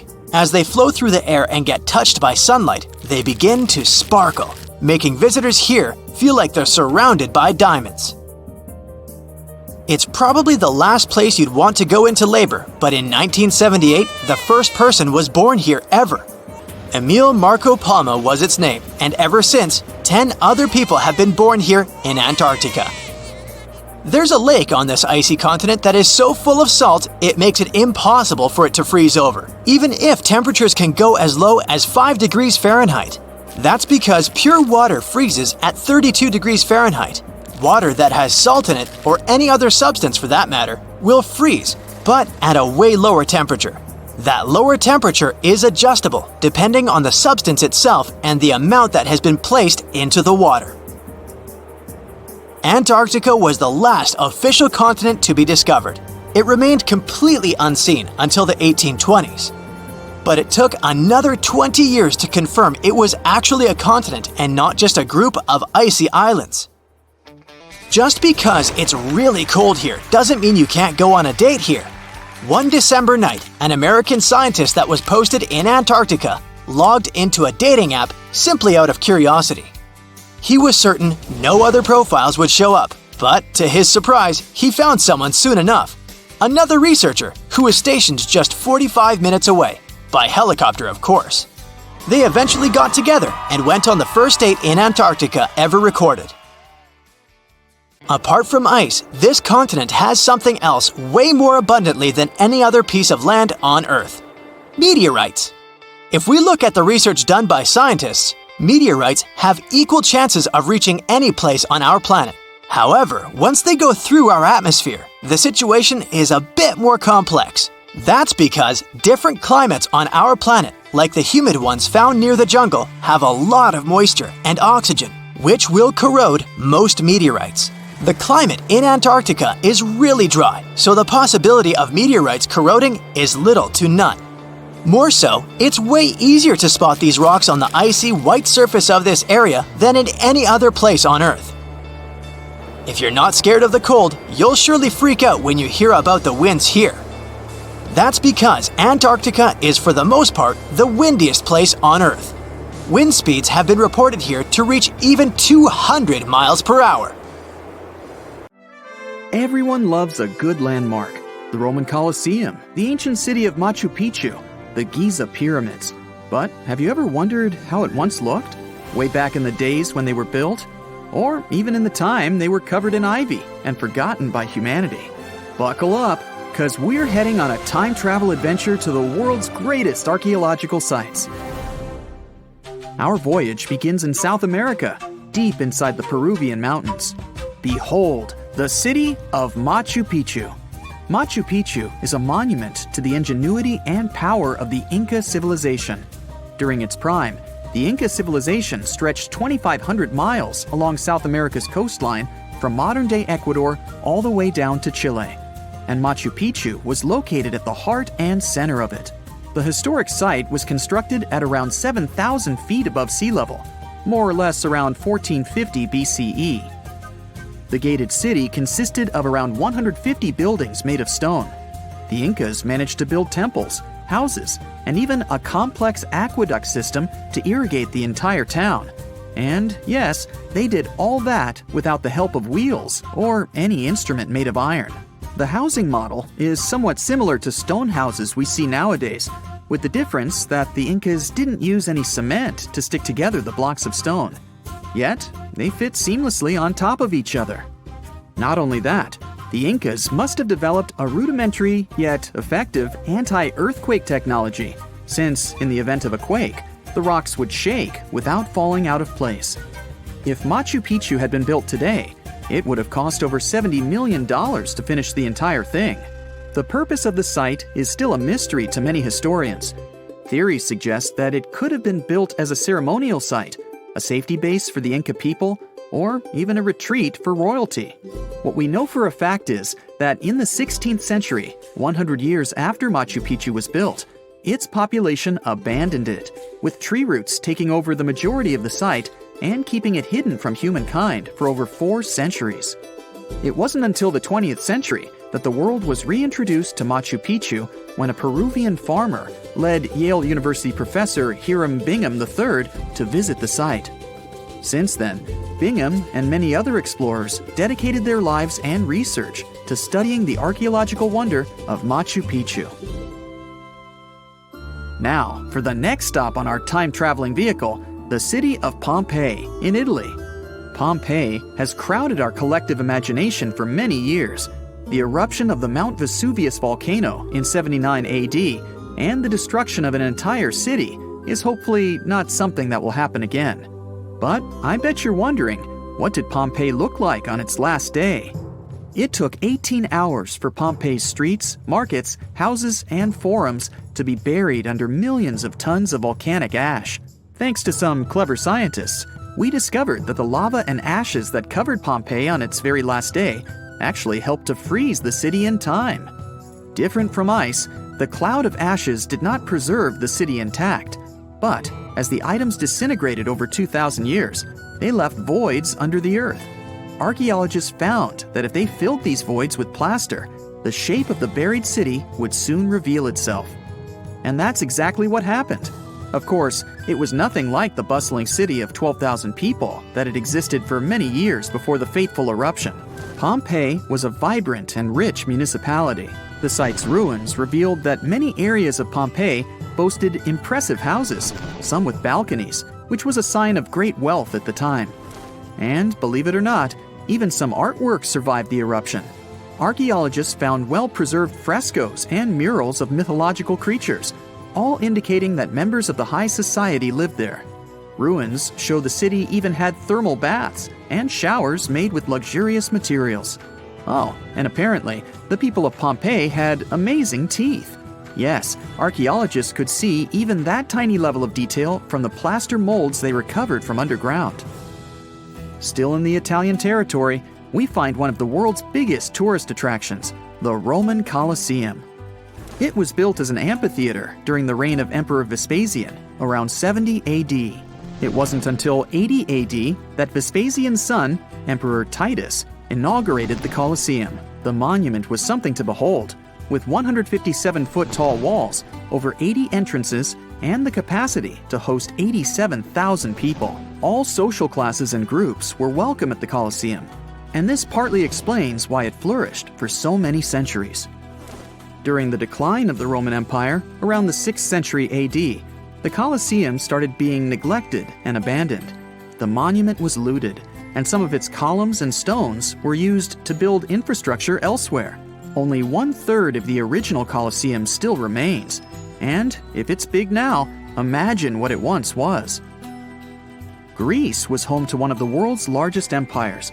At the height of this empire, literally and historically speaking, more or less 2,400 years ago, the Greeks built a citadel known as the Acropolis. The Acropolis, which is composed of historical buildings, is considered to be one of the biggest landmarks of Western civilization to date. Tourists that visit the capital city of Athens today may be faced with yellowish and broken pillars of the Parthenon standing way up high in one of the city's hills. But way back when it was built, between 447 and 432 BCE, the imposing and majestic Parthenon was purely white, as the entire monument was built with gleaming white marble. The statues inside were made of gold. The Parthenon is a 23,000 square foot temple held up by 69 marble columns. The largest blocks of marble are massive, weighing around 10 tons each. And the most surprising fact is that the marble didn't come from Athens, but from a nearby site that stood 10 miles from the Acropolis, known as Mount Pentelicon. Historians intrigued by where the primary material for building the Acropolis came from found tiny and big blocks of marble all scattered around the floor of Mount Pentelicon. There was also a paved road that the Greeks had built to carry the rocks around. But perhaps the most impacting monument of all times is located at the heart of the Middle East, outside the Egyptian city of Cairo.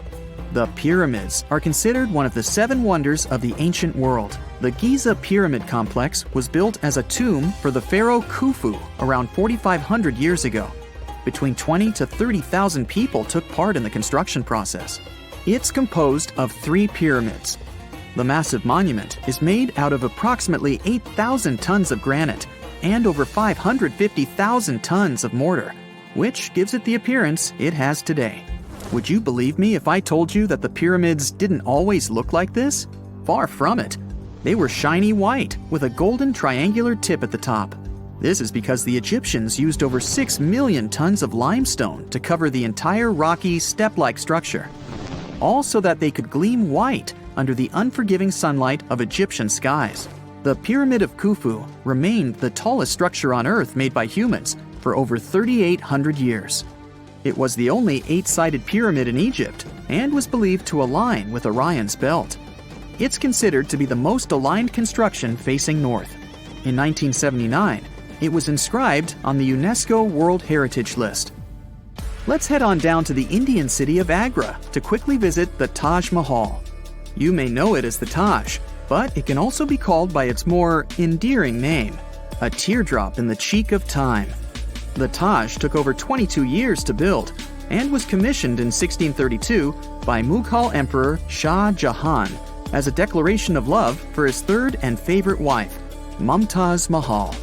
It was made with ivory white marble, and amazingly, due to tight conservation, it still remains very similar to what it was when it was built. I think all this talk of landmarks got me thirsty for some traveling. What about you? Tell us in the comments below if you've ever visited some of these sites, or which interesting landmarks you'd add to this video.